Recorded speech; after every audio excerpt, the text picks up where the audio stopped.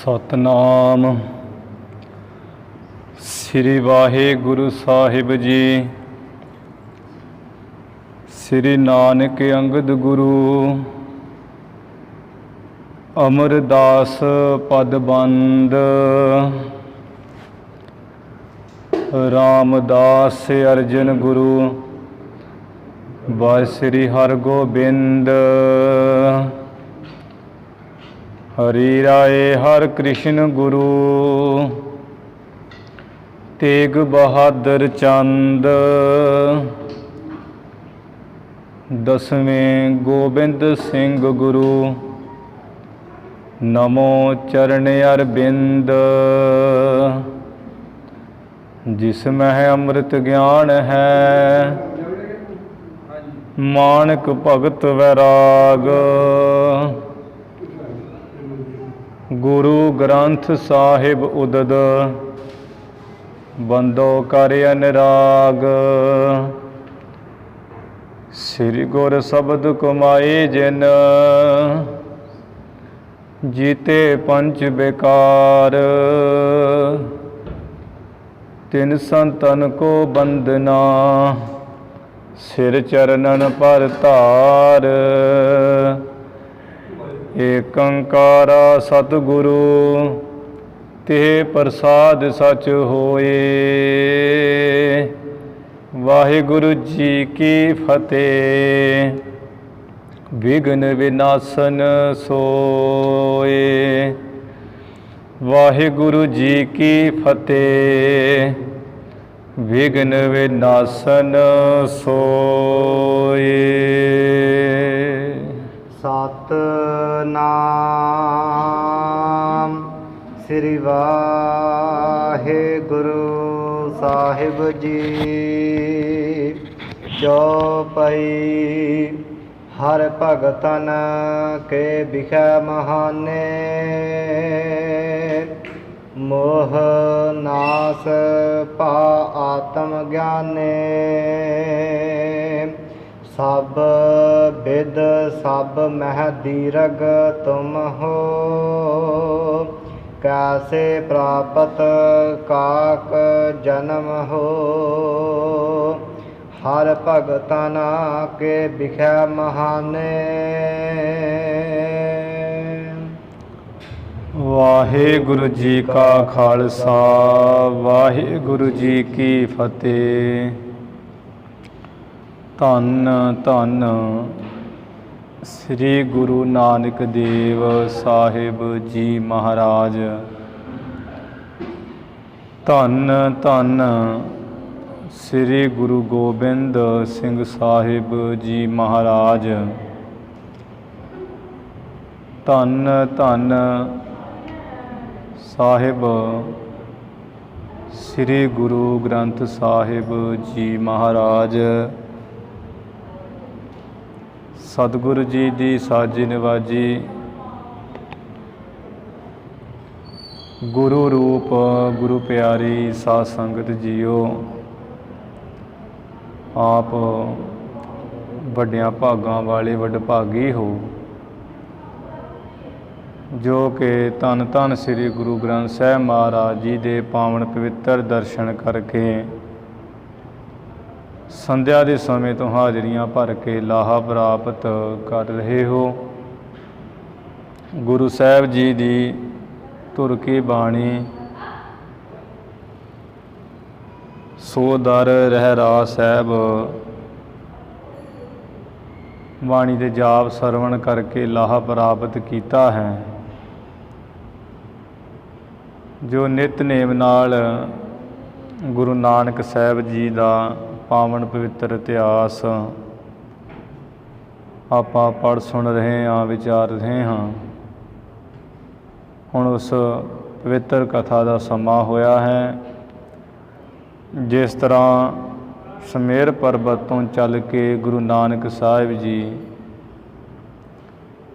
ਜੋ ਸੱਚਖੰਡ ਜਾਂਦਿਆਂ ਰਸਤੇ ਵਿੱਚ ਹੋਰ ਮਹਾਨ ਰਿਖੀਆਂ ਦੀਆਂ ਪੁਰੀਆਂ ਹੈ ਜੋ ਪਹਿਲਾਂ ਹੀ ਬਹੁਤ ਮਹਾਨ ਹੈ।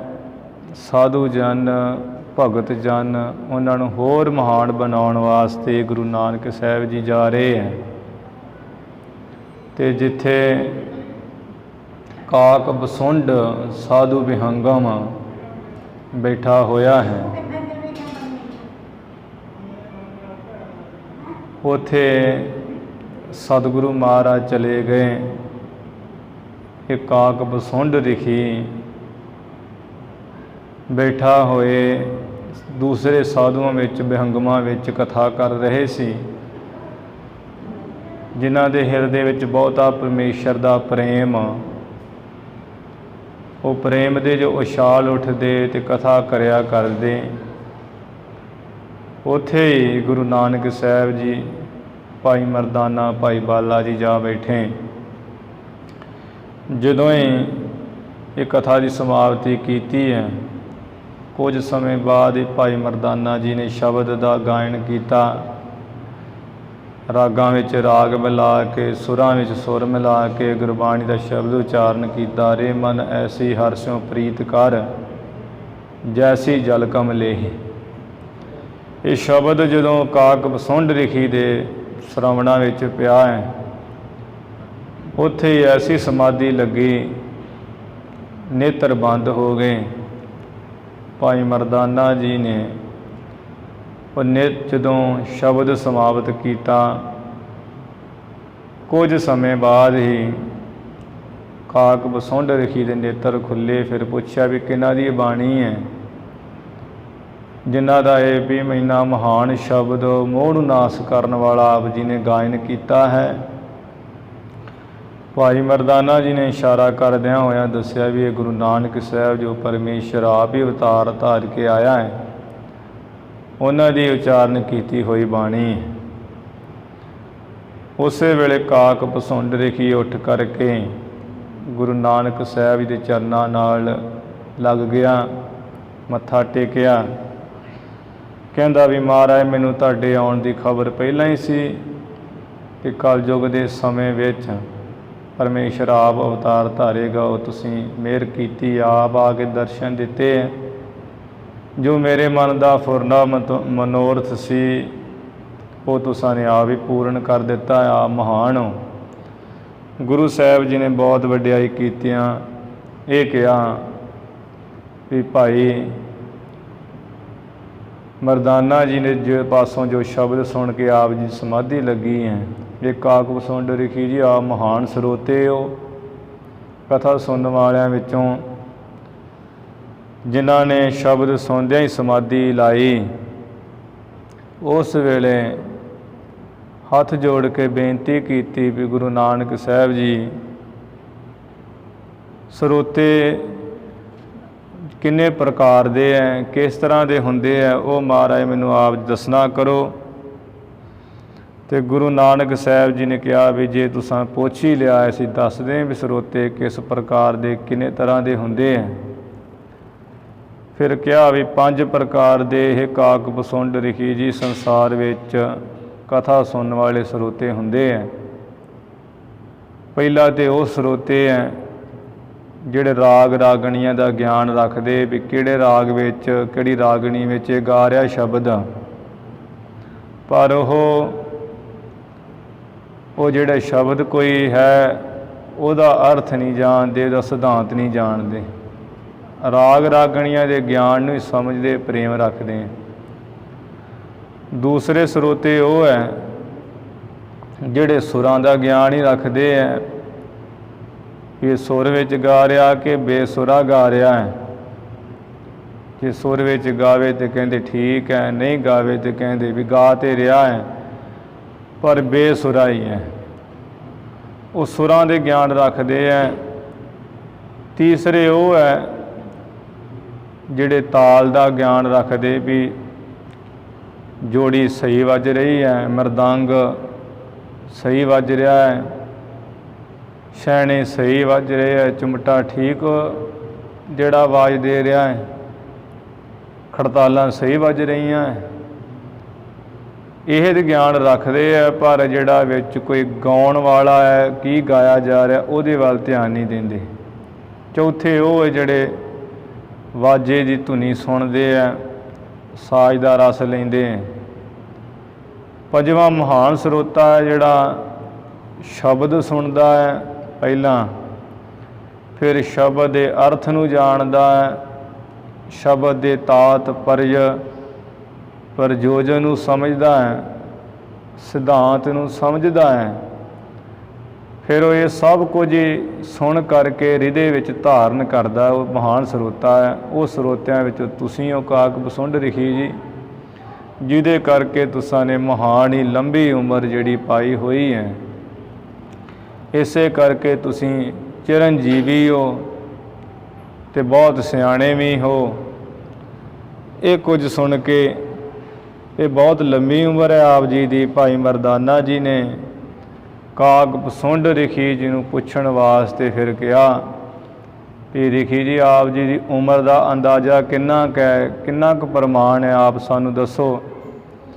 ਫਿਰ ਉਸ ਵੇਲੇ ਕਾਕ ਬਸੁੰਡ ਰਿਖੀ ਜੀ ਨੇ ਕਿਹਾ ਵੀ ਸਾਡੀ ਜਿਹੜੀ ਉਮਰ ਉਹ ਤੇ ਪ੍ਰਮਾਣ ਤੋਂ ਰਹਿਤ ਬੇਅੰਤੀ ਹੈ। 4 ਯੁੱਗ ਹੋਣ ਤੇ ਇੱਕ ਚੌਂਕੜੀ ਹੁੰਦੀ ਹੈ। 43,20,000 ਚਾਰੇ ਯੁੱਗਾਂ ਦੀ ਉਮਰ ਹੈ ਅਤੇ ਉਹ 43,20,000 ਵਰ੍ਹਿਆਂ ਦੀ ਇੱਕ ਚੌਂਕੜੀ। ਅਤੇ ਇਹੋ ਜਿਹਾ ਇੱਕ ਚੌਂਕੜੀ ਜਿਹੜੀ 4 ਯੁੱਗਾਂ ਦੀ 1000 ਬੀਤੇ ਅਤੇ ਜਿਹੜਾ ਹੈ ਬ੍ਰਹਮਾ ਦਾ ਦਿਨ ਬਣਦਾ ਹੈ। ਇਹੋ ਜਿਹੀ ਇੱਕ ਹੋਰ ਬੀਤੇ ਭਾਵ 2000 ਚੌਂਕੜੀ ਬੀਤੇ ਅਤੇ ਬ੍ਰਹਮਾ ਦਾ ਰਾਤ ਦਿਨ ਬਣਦਾ ਹੈ। ਇਹੋ ਜਿਹੇ ਦਿਨਾਂ ਦਾ ਮਹੀਨਾ, ਫਿਰ ਇਹੋ ਜਿਹੇ ਦਿਨਾਂ ਦਾ ਹੀ ਸਾਲ। ਇਹੋ ਜਿਹਾ 100 ਸਾਲ ਹੋਵੇ ਅਤੇ ਬ੍ਰਹਮਾ ਦੀ ਉਮਰ ਬੀਤਦੀ, ਫਿਰ ਜਾ ਕੇ ਬ੍ਰਹਮਾ ਮਰਦਾ ਖਪਦਾ ਹੈ। ਅਤੇ ਇਹੋ ਜਿਹੇ ਕਹਿੰਦੇ ਵੀ ਮੇਰੇ ਦੇਖਦਿਆਂ ਪਤਾ ਨਹੀਂ ਕਿੰਨੇ ਜਿਹੜੇ ਬ੍ਰਹਮੇ ਹੈ ਉਹ ਚਲੇ ਗਏ ਹੈ, ਮਰ ਖਪ ਗਏ। ਕਿੰਨੀ ਵਾਰ ਉਹਨੇ ਸ੍ਰਿਸ਼ਟੀ ਪੈਦਾ ਕੀਤੀ ਹੈ, ਕਿੰਨੀ ਵਾਰ ਜਿਹੜਾ ਆਪ ਨਾਸ ਹੋਇਆ ਨਾਲ ਜੀਵਾਂ ਦੇ। ਇਸ ਤਰ੍ਹਾਂ ਪਰ ਕਹਿੰਦੇ ਮੈਂ ਇਸੇ ਪਹਾੜ 'ਤੇ ਬੈਠਾ ਹੋਇਆ ਹੀ ਪਰਮੇਸ਼ਰ ਦੇ ਗੁਣ ਗਾ ਰਿਹਾ ਹਾਂ, ਵਾਹਿਗੁਰੂ ਦੇ ਚਰਨਾਂ ਵਿੱਚ ਧਿਆਨ ਲਾਉਂਦਾ ਅਤੇ ਸੁੱਖ ਪਾਉਂਦਾ ਹਾਂ। ਇਹ ਭਾਈ ਮਰਦਾਨਾ ਜੀ ਨੇ ਜਦੋਂ ਇਹ ਬਚਨ ਸੁਣੇ ਆ ਅਤੇ ਬੜੇ ਅਚਰਜ ਹੋਏ ਆ, ਉੱਥੇ ਚੁੱਪਚਾਪ ਹੋ ਗਏ। ਫਿਰ ਭਾਈ ਬਾਲਾ ਜੀ ਨੇ ਕਾਕ ਬਸੁੰਡ ਰਿਖੀ ਨੂੰ ਪੁੱਛਣ ਵਾਸਤੇ ਜਿਵੇਂ ਬੋਲੇ ਅਤੇ ਕਿਹਾ ਵੀ ਗੁਰੂ ਅੰਗਦ ਦੇਵ ਸਾਹਿਬ ਜੀ, ਜਿਵੇਂ ਮੈਂ ਕਾਕ ਬਸੁੰਡ ਰਿਖੀ ਨੂੰ ਪੁੱਛਿਆ ਅਤੇ ਉਹਨਾਂ ਮੈਨੂੰ ਦੱਸਿਆ ਉਹ ਕਥਾ ਆਪ ਸੁਣੀਏ। ਉਹ ਪ੍ਰਸੰਗ ਅੱਗੇ ਜਿਵੇਂ ਆ ਰਿਹਾ ਆਪਾਂ ਸਰਵਣ ਕਰੀਏ। ਗੁਰੂ ਚਰਨਾਂ 'ਚ ਲਵਾਓ ਹਾਜ਼ਰੀਆਂ, ਉਚਾਰਨ ਕਰੋ ਜੀ ਸਤਿਨਾਮ ਸ੍ਰੀ ਵਾਹਿਗੁਰੂ ਸਾਹਿਬ ਜੀ। ਸਤਿਨਾਮ ਸ੍ਰੀ ਵਾਹਿਗੁਰੂ ਸਾਹਿਬ ਜੀ। ਸਤਿਨਾਮ ਸ੍ਰੀ ਵਾਹਿਗੁਰੂ ਸਾਹਿਬ ਜੀ। ਚੌਪਈ ਹਰ ਭਗਤਨ ਕੇ ਬਿਖੈ ਮਹਾਨੇ। ਭਾਈ ਬਾਲਾ ਜੀ ਕਹਿਣ ਲੱਗੇ ਵੀ ਗੁਰੂ ਅੰਗਦ ਦੇਵ ਸਾਹਿਬ ਜੀ, ਫਿਰ ਮੈਂ ਕਹਿਣ ਲੱਗਾ ਕਿ ਇਹ ਕਾਕ ਬਸੁੰਡ ਰਿਖੀ ਜੀ ਜਿਹੜੇ ਪਰਮੇਸ਼ਰ ਦੀ ਭਗਤੀ ਕਰਦੇ ਹੈ, ਉਹ ਪਰਮੇਸ਼ਰ ਦੀ ਭਗਤੀ ਕਰਨ ਵਾਲਿਆਂ ਵਿੱਚੋਂ ਤੁਸੀਂ ਮਹਾਨ ਵੱਡੇ ਭਗਤ। ਮੋਹ ਨਾਸ ਭਾ ਆਤਮ ਗਿਆਨੇ। ਜਿਸ ਭਗਤੀ ਕਰਕੇ ਤੁਹਾਡਾ ਮੋਹ ਨਾਸ ਹੋ ਗਿਆ ਹੈ ਅਤੇ ਤੁਹਾਨੂੰ ਜਿਹੜਾ ਆਪੇ ਦਾ ਗਿਆਨ, ਆਤਮ ਗਿਆਨ ਪੂਰੇ ਦਾ ਪੂਰਾ ਹੀ ਹੋਇਆ ਹੈ। ਸਭ ਬਿਦ ਸਭ ਮਹਿ ਦੀਰਘ ਤੁਮ ਹੋ। ਸਭ ਤਰ੍ਹਾਂ ਨਾਲ ਤੁਸੀਂ ਸਾਰਿਆਂ ਵਿੱਚੋਂ ਮਹਾਨ ਹੋ, ਵੱਡੇ ਹੋ ਜੀ। ਕੈਸੇ ਪ੍ਰਾਪਤ ਕਾਕ ਜਨਮ ਹੋ। ਪਰ ਕਿਸ ਤਰ੍ਹਾਂ ਤੁਹਾਨੂੰ ਜਿਹੜਾ ਇਹ ਕਾਂ ਦੇ ਸਰੀਰ ਦਾ ਜਨਮ ਪ੍ਰਾਪਤ ਹੋਇਆ ਹੈ। ਇੱਥੇ ਭਾਈ ਬਾਲੇ ਵਾਲੀ ਜਿਹੜੀ ਜਨਮ ਸਾਖੀ ਹੈ ਉਸ ਨੂੰ ਹਿੰਦਾਲੀਆਂ ਨੇ ਜਿਹੜਾ ਵਿਗਾੜਿਆ ਹੋਇਆ ਸੀ, ਜਿਸ ਕਰਕੇ ਉਹ ਪ੍ਰਾਣ ਦਾ ਇੱਥੇ ਕਥਨ ਕੀਤਾ, ਪ੍ਰਾਣਕ ਕਥਾ ਦਾ। ਪ੍ਰਾਣ ਵਿੱਚ ਕਥਾ ਐਵੇਂ ਹੁੰਦੀ ਹੈ ਕਾਕ ਬਸੁੰਡ ਰਿਖੀ ਜੀ ਦੀ। ਉਂਝ ਜਿਹੜਾ ਸੰਪਰਦਾਇ ਕੋਈ ਗਿਆਨੀ ਮਹਾਂਪੁਰਸ਼ ਇਹ ਕਹਿੰਦੇ ਆ ਵੀ ਇਹ ਕਾਕ ਬਸੁੰਡ ਜਿਹੜਾ ਰਿਖੀ ਹੈ ਇਹ ਬੜਾ ਵਿਹੰਗਮ ਸਾਧੂ ਸੀ, ਜਿਹੜਾ ਕੋਈ ਆ ਪੰਛੀਆਂ ਵਾਂਗ ਇੱਧਰ ਉੱਧਰ ਵਿਚਰੇ, ਵਿਹੰਗਮਾਂ ਵਾਂਗ, ਜਿਵੇਂ ਪੰਛੀ ਕਦੀ ਕਿਤੇ ਡਾਰੀ ਮਾਰ ਕੇ ਕਦੀ ਕਿਤੇ ਡਾਰੀ ਮਾਰ ਕੇ ਰਹਿੰਦੇ ਹੈ। ਇਸੇ ਤਰ੍ਹਾਂ ਹੀ ਜਿਹੜਾ ਕੋਈ ਵਿਹੰਗਮ ਸਾਧੂ ਇੱਕ ਥਾਂ ਨਾ ਟਿਕੇ, ਮੋਹ ਨਾ ਕਰੇ, ਵਿਚਰਦਾ ਰਹੇ, ਉਹਨੂੰ ਵਿਹੰਗਮ ਕਿਹਾ ਜਾਂਦਾ ਹੈ। ਉਹ ਹੁਣ ਜਿਵੇਂ ਹੰਧਾਲੀਆਂ ਨੇ ਸਾਖੀ ਵਿਗਾੜੀ ਡਾਕਟਰ ਵੀਰ ਸਿੰਘ ਦੀ ਟੂਕ ਮੁਤਾਬਕ, ਤੇ ਭਾਈ ਬਾਲੇਵਾਲ ਦੀ ਜਨਮ ਸਾਖੀ ਵਿੱਚ ਜਿਵੇਂ ਲਿਖੀ ਹੈ ਪੁਰਾਣਿਕ ਕਥਾ ਦਾ ਪ੍ਰਮਾਣ ਦੇ ਕੇ ਉਸ ਮੁਤਾਬਕ ਇਹ ਸਮਝਣਾ ਹੈ ਪ੍ਰਸੰਗ ਜਿਵੇਂ ਅੱਗੇ ਆਏਗਾ। ਤੇ ਭਾਈ ਬਾਲਾ ਜੀ ਨੇ ਕਿਹਾ ਵੀ ਕਿਸ ਤਰ੍ਹਾਂ ਤੁਹਾਨੂੰ ਇਹ ਜਿਹੜਾ ਕਾਂ ਦੇ ਸਰੀਰ ਦਾ ਜਨਮ ਪ੍ਰਾਪਤ ਹੋਇਆ ਹੈ। ਮੁਝ ਮਨ ਬਿਖੈ ਸੰਦੇਹ ਮਹਾਨਾ, ਮੇਰੇ ਮਨ ਵਿੱਚ ਬੜਾ ਤਗੜਾ ਹੀ ਇਹ ਸੰਸਾ ਹੋਇਆ ਹੈ। ਉੱਤਰ ਦੀਜੈ ਭੋ ਗੁਣਵਾਨਾ, ਇਹ ਗੁਣਾ ਵਾਲੇ ਕਾਕ ਪਸੁੰਡ ਰਖੀ ਜੀ, ਜਾਂ ਗੁਣ ਖਾਨਾ ਪਾਠ ਵੀ ਹੈ ਵੀ ਗੁਣਾ ਦੀ ਖਾਨ ਕਾਕ ਪਸੁੰਡ ਰਖੀ ਜੀ, ਮੈਨੂੰ ਤਸੱਲੀ ਬਖਸ਼ੀ ਉੱਤਰ ਦਈਏ। ਪਾਨੀ ਕਾਕ ਪਸੁੰਡ ਅਲਾਈ, ਉਸ ਵੇਲੇ ਭਾਈ ਬਾਲਾ ਜੀ ਦੇ ਕਹਿਣੇ ਕਰਕੇ ਕਾਕ ਪਸੁੰਡ ਰਖੀ ਨੇ ਆਪਣੇ ਮੁਖ ਤੋਂ ਬਚਨ ਕਿਹਾ। ਸੋਨਾ ਜਿਉ ਬਾਇਸ ਦੇਹੀ ਪਾਈ, ਐ ਵੀ ਭਾਈ ਬਾਲਾ ਸੁਣ, ਜਿਵੇਂ ਮੈਂ ਕਾਂ ਦੀ ਦੇਹ ਪਾਈ ਹੈ, ਸਰੀਰ ਪਾਇਆ ਹੈ। ਦੋਹਰਾ ਏਕ ਜਨਮ ਮੈਂ ਸ਼ੂਦਰ ਪਾ, ਇੱਕ ਜਿਹੜਾ ਮੇਰਾ ਪਹਿਲਾ ਜਨਮ ਹੋਇਆ ਹੈ, ਉਹ ਮੇਰਾ ਜਨਮ ਸ਼ੂਦਰਾਂ ਦੇ ਘਰ ਵਿੱਚ ਹੋਇਆ ਸੀ। ਸ਼ਿਵ ਸੇਵਾ ਮਨ ਲਾਏ, ਮੈਂ ਆਪਣਾ ਮਨ ਚਿੱਤ ਲਾ ਕੇ ਜੋ ਸ਼ਿਵ ਜੀ ਭਗਵਾਨ ਹੈ ਉਹਦੀ ਬਹੁਤ ਸੇਵਾ ਕਰਦਾ ਸਾਂ। ਕਰਾਂ ਬਿਸ਼ਨ ਸੋ ਦਰੋਹ ਤਬ, ਤੇ ਜਿਹੜਾ ਕੋਈ ਵਿਸ਼ਨੂੰ ਭਗਵਾਨ ਦੀ ਭਗਤੀ ਕਰਦਾ ਸੀ ਤੇ ਮੈਂ ਉਸ ਵੇਲੇ ਉਹਦੇ ਨਾਲ ਬਹੁਤ ਵੈਰ ਕਰਦਾ ਸੀ। ਜਿੱਥੇ ਵਿਸ਼ਨੂੰ ਭਗਵਾਨ ਦੀ ਕੋਈ ਮੂਰਤੀ ਵੇਖ ਲੈਣੀ, ਫੋਟੋ ਵੇਖ ਲੈਣੀ, ਬੜਾ ਨੱਕ ਬੁੱਲ ਚੜਾਉਂਦਾ ਸਾਂ ਮੈਂ। ਬਿਨ ਭਵ ਜਾਨ ਨਾ ਕਾਏ, ਬਸ ਬਿਨਾਂ ਸ਼ਿਵ ਜੀ ਤੋਂ ਤੇ ਮੈਂ ਕਿਸੇ ਨੂੰ ਕੁਝ ਜਾਣਦਾ ਹੀ ਨਹੀਂ ਸੀ ਵੀ ਸ਼ਿਵ ਜੀ ਮਹਾਨ ਹੈ, ਬਾਕੀ ਦੇ ਕੋਈ ਦੇਵੀ ਦੇਵਤਾ ਹੈ ਹੀ ਨਹੀਂ। ਬੜਾ ਨੱਕ ਬੁੱਲ ਚੜਾਉਂਦਾ ਸਾਂ ਮੈਂ ਵਿਸ਼ਨੂੰ ਨੂੰ ਦੇਖ ਕੇ। ਚੌਪਈ ਰਹਾ ਅਯੁੱਧਿਆ ਪੁਰ ਕੇ ਮਾਹੀ, ਭਾਈ ਬਾਲਾ ਜਦੋਂ ਉਸ ਵੇਲੇ ਮੈਂ ਸ਼ੂਦਰਾਂ ਦੇ ਘਰ ਵਿੱਚ ਜਨਮ ਲਿਆ ਤੇ ਸ਼ਿਵ ਜੀ ਦੀ ਭਗਤੀ ਕਰਦਾ ਸੀ ਤੇ ਵਿਸ਼ਨੂੰ ਭਗਤੀ ਕਰਨ ਵਾਲਿਆਂ ਵੱਲ ਵੀ ਡੇਲੇ ਕੱਢਦਾ ਸਾਂ ਤੇ ਉਹਨਾਂ ਦੀ ਮੂਰਤੀ ਫੋਟੋ ਵੇਖ ਕੇ ਵੀ ਨੱਕ ਬੁੱਲ ਜਾ ਚੜਾਉਂਦਾ ਸਾਂ। ਉਸ ਵੇਲੇ ਅਯੁੱਧਿਆਪੁਰੀ ਵਿੱਚ ਮੇਰਾ ਜਿਹੜਾ ਜਨਮ ਹੋਇਆ ਉੱਥੇ ਰਹਿੰਦਾ ਸੀ ਮੈਂ। ਬਹਾਦਰ ਭਿੱਖ ਕਾਲ ਇੱਕ ਤਾਹੀ, ਇੱਕ ਸਮੇਂ ਉਹ ਅਯੁੱਧਿਆਪੁਰੀ ਵਿੱਚ ਕਾਲ ਪੈ ਗਿਆ, ਸੋਕਾ ਪੈ ਗਿਆ। ਉੱਠ ਕਰ ਤਹ ਤੇ ਗਇਓ ਉਜੈਨਾ, ਮੈਂ ਉਹ ਅਯੁੱਧਿਆਪੁਰੀ ਵਿੱਚੋਂ ਉੱਠ ਕਰਕੇ ਤੇ ਜਿਹੜਾ ਉਜੈਨ ਸ਼ਹਿਰ ਹੈ ਉੱਥੇ ਚਲਾ ਗਿਆ। ਰਹਿ ਬਿਪਰ ਤਹ ਇੱਕ ਮਨ ਚੈਨਾ, ਉੱਥੇ ਉਜੈਨ ਵਿੱਚ ਇੱਕ ਬ੍ਰਾਹਮਣ ਰਹਿੰਦਾ ਸੀ, ਬੜਾ ਜਪੀ ਤਪੀ, ਜਿਹਦੇ ਮਨ ਨੂੰ ਐ ਚੈਨ ਸ਼ਾਂਤੀ ਸੀ ਬ੍ਰਹਮ ਗਿਆਨ ਕਰਕੇ। ਦ્વੈਤ ਬਾਸ਼ਨਾ ਜਿਨ ਸਭ ਨਾਸੀ, ਜਿਸ ਬ੍ਰਾਹਮਣ ਨੇ ਭਗਤੀ ਨਾਲ ਦ્વੈਤ ਭਾਵੀ ਨਾਸ ਕੀਤਾ ਹੋਇਆ ਸੀ, ਮਨ ਦੀਆਂ ਜਿਹੜੀਆਂ ਤਰ੍ਹਾਂ ਤਰ੍ਹਾਂ ਦੀਆਂ ਵਾਸ਼ਨਾ ਉਹ ਵੀ ਖਤਮ ਕੀਤੀਆਂ ਸਨ। ਗੁਰੂ ਕੀਓ ਮੈਂ ਸੋ ਪੁਰ ਬਾਸੀ, ਉਸ ਅਜੈਨ ਸ਼ਹਿਰ ਵਿੱਚ ਵਸ ਕੇ ਤੇ ਮੈਂ ਉਸ ਬ੍ਰਾਹਮਣ ਨੂੰ ਗੁਰੂ ਕਰ ਲਿਆ ਆਪਣਾ। ਵਿਸ਼ਨ ਭਗਤ ਕਹਿ ਕੈ ਸੋ ਦ੍ਰਿੜਾਵੈ, ਉਹ ਜੋ ਬ੍ਰਾਹਮਣ ਮੇਰਾ ਗੁਰੂ ਹੋਇਆ ਉਹ ਵਿਸ਼ਨੂੰ ਭਗਤੀ ਮੈਨੂੰ ਕਹਿ ਕਹਿ ਕੇ ਪੱਕੀਆਂ ਕਰਦਾ ਸੀ ਵੀ ਇਹ ਮੇਰੇ ਚੇਲੇ ਤੂੰ ਵਿਸ਼ਨੂੰ ਭਗਤੀ ਕਰਿਆ ਕਰ। ਸੁਨ ਮੇਰੋ ਹਿਰਦਾ ਜਰ ਜਾਵੈ, ਤੇ ਸੁਣ ਕੇ ਉਹ ਗੁਰੂ ਦਾ ਬਚਨ ਆਪਣੇ ਦਾ ਮੇਰਾ ਜਿਹੜਾ ਹਿਰਦਾ ਉਸ ਵੇਲੇ ਸੜ ਬਲ ਜਾਂਦਾ, ਮੈਨੂੰ ਅੱਗ ਲੱਗ ਜਾਂਦੀ। ਭਾਵ ਕੀ ਭਗਤ ਸਦਾ ਉਰ ਭਾਉ, ਕਿਉਂਕਿ ਮੇਰੇ ਤੇ ਹਿਰਦੇ ਵਿੱਚ ਹਮੇਸ਼ਾ ਸ਼ਿਵ ਜੀ ਦੀ ਜਿਹੜੀ ਭਗਤੀ ਹੋਈ ਉਹ ਚੰਗੀ ਲੱਗਦੀ ਸੀ। ਸ਼ਿਵ ਜੀ ਨੂੰ ਹੀ ਮੈਂ ਮੰਨਦਾ ਸਾਂ। ਸ਼ਿਵ ਜੀ ਦੀ ਭਗਤੀ ਵਿੱਚ ਹੀ ਮੈਨੂੰ ਬੜਾ ਚਾਅ ਸੀ। ਵਿਸ਼ਨ ਨਾਮ ਸੁਨ ਮਨ ਖੁਨ ਸਾਉ। ਜਦੋਂ ਮੈਂ ਆਪਣੇ ਗੁਰੂ ਤੋਂ ਵਿਸ਼ਨੂੰ ਭਗਤੀ ਦਾ ਨਾਮ ਸੁਣਦਾ, ਮਨ ਵਿੱਚ ਬਹੁਤ ਕ੍ਰੋਧਿਤ ਹੁੰਦਾ ਹੈ, ਸੜਦਾ ਮੱਚਦਾ ਖਿੱਚਦਾ। ਹਠ ਕਰ ਤਿਹ ਕੇ ਬਚਨ ਬਹੋਰਾ।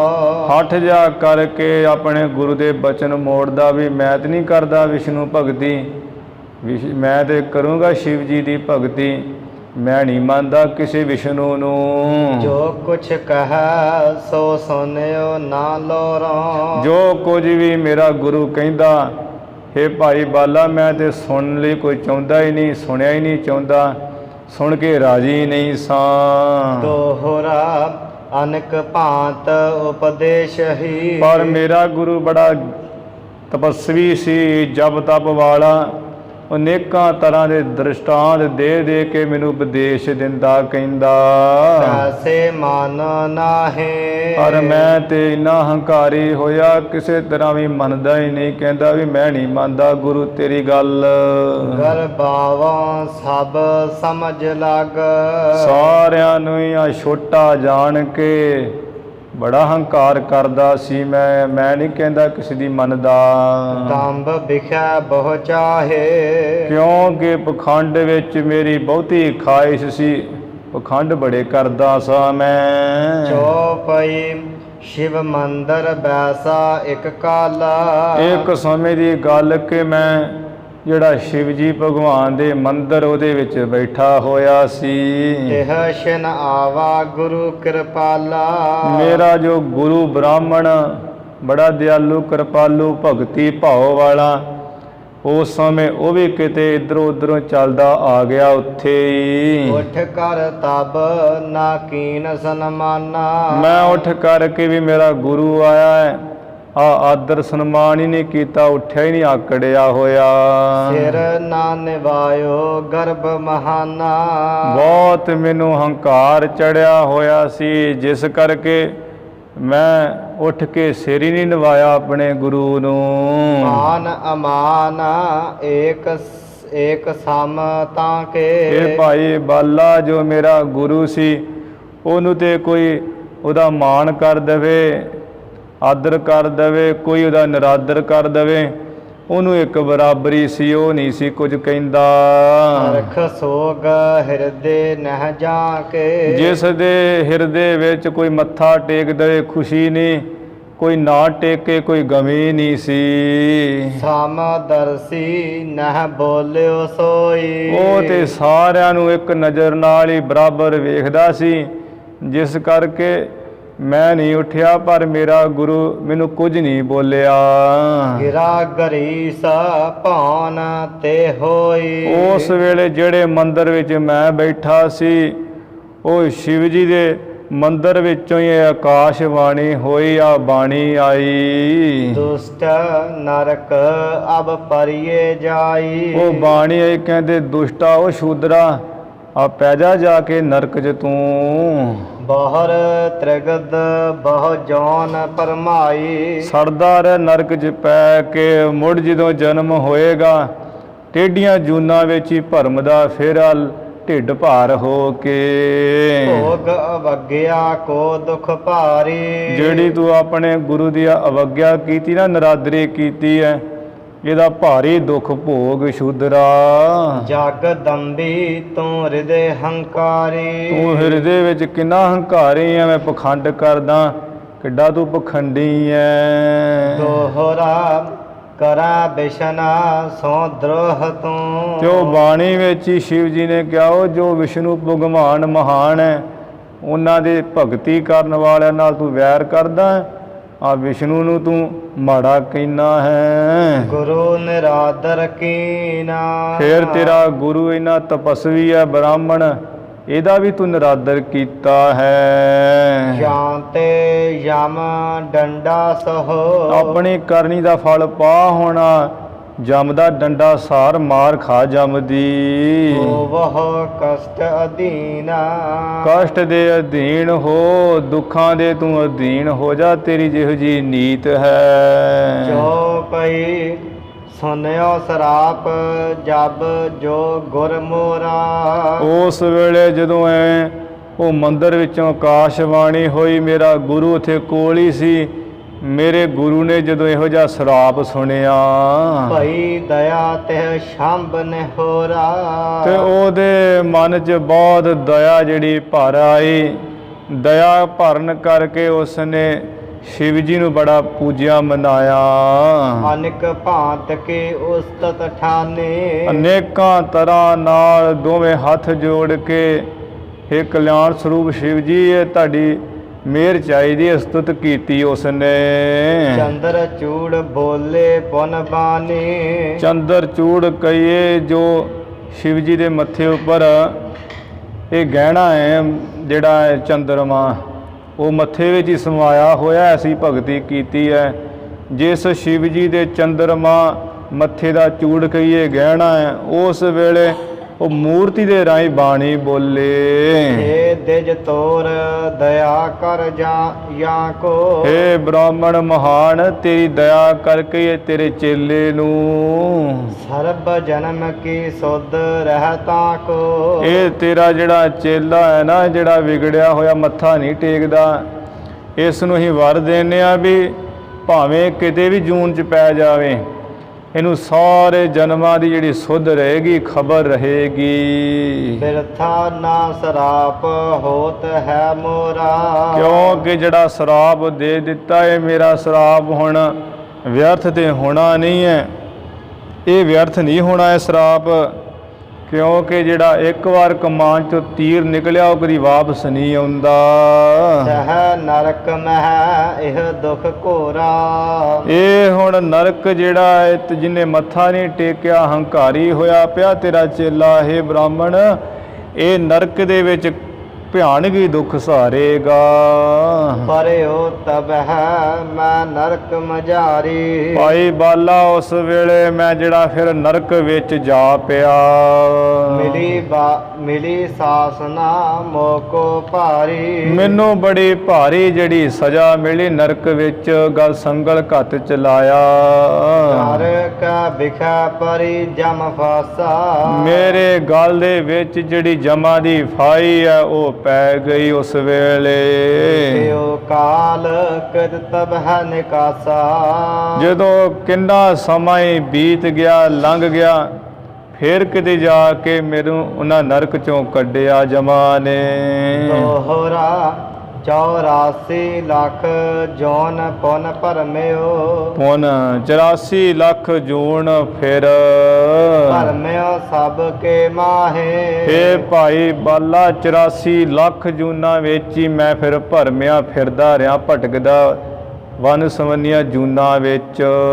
ਆਸ ਸਰੀਰ ਨਹਿ ਕੋ ਰਹਿਓ। ਹੇ ਭਾਈ ਬਾਲਾ, ਐਸਾ ਕੋਈ ਸਰੀਰ ਰਿਹਾ ਹੀ ਨਹੀਂ ਵੱਖਰਾ, ਜਿਹ ਮੈਂ ਜਨਮਿਓ ਨਾਹੇ। ਜਿਸ ਵਿੱਚ ਮੈਂ ਜਨਮਿਆ ਨਹੀਂ ਹੈ।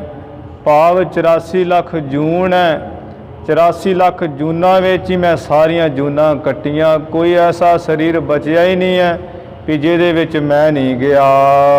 ਚੌਪਈ ਬਹਰੋ ਵਿਪਰ ਜਨਮ ਕੋ ਪਾਵਾ। ਫਿਰ 84 ਲੱਖ ਜੂਨ ਭੁਗਤ ਕੇ ਅਖੀਰੀ ਮੈਂ ਬ੍ਰਾਹਮਣਾਂ ਦੇ ਘਰ ਵਿੱਚ ਜਨਮ ਪਾਇਆ।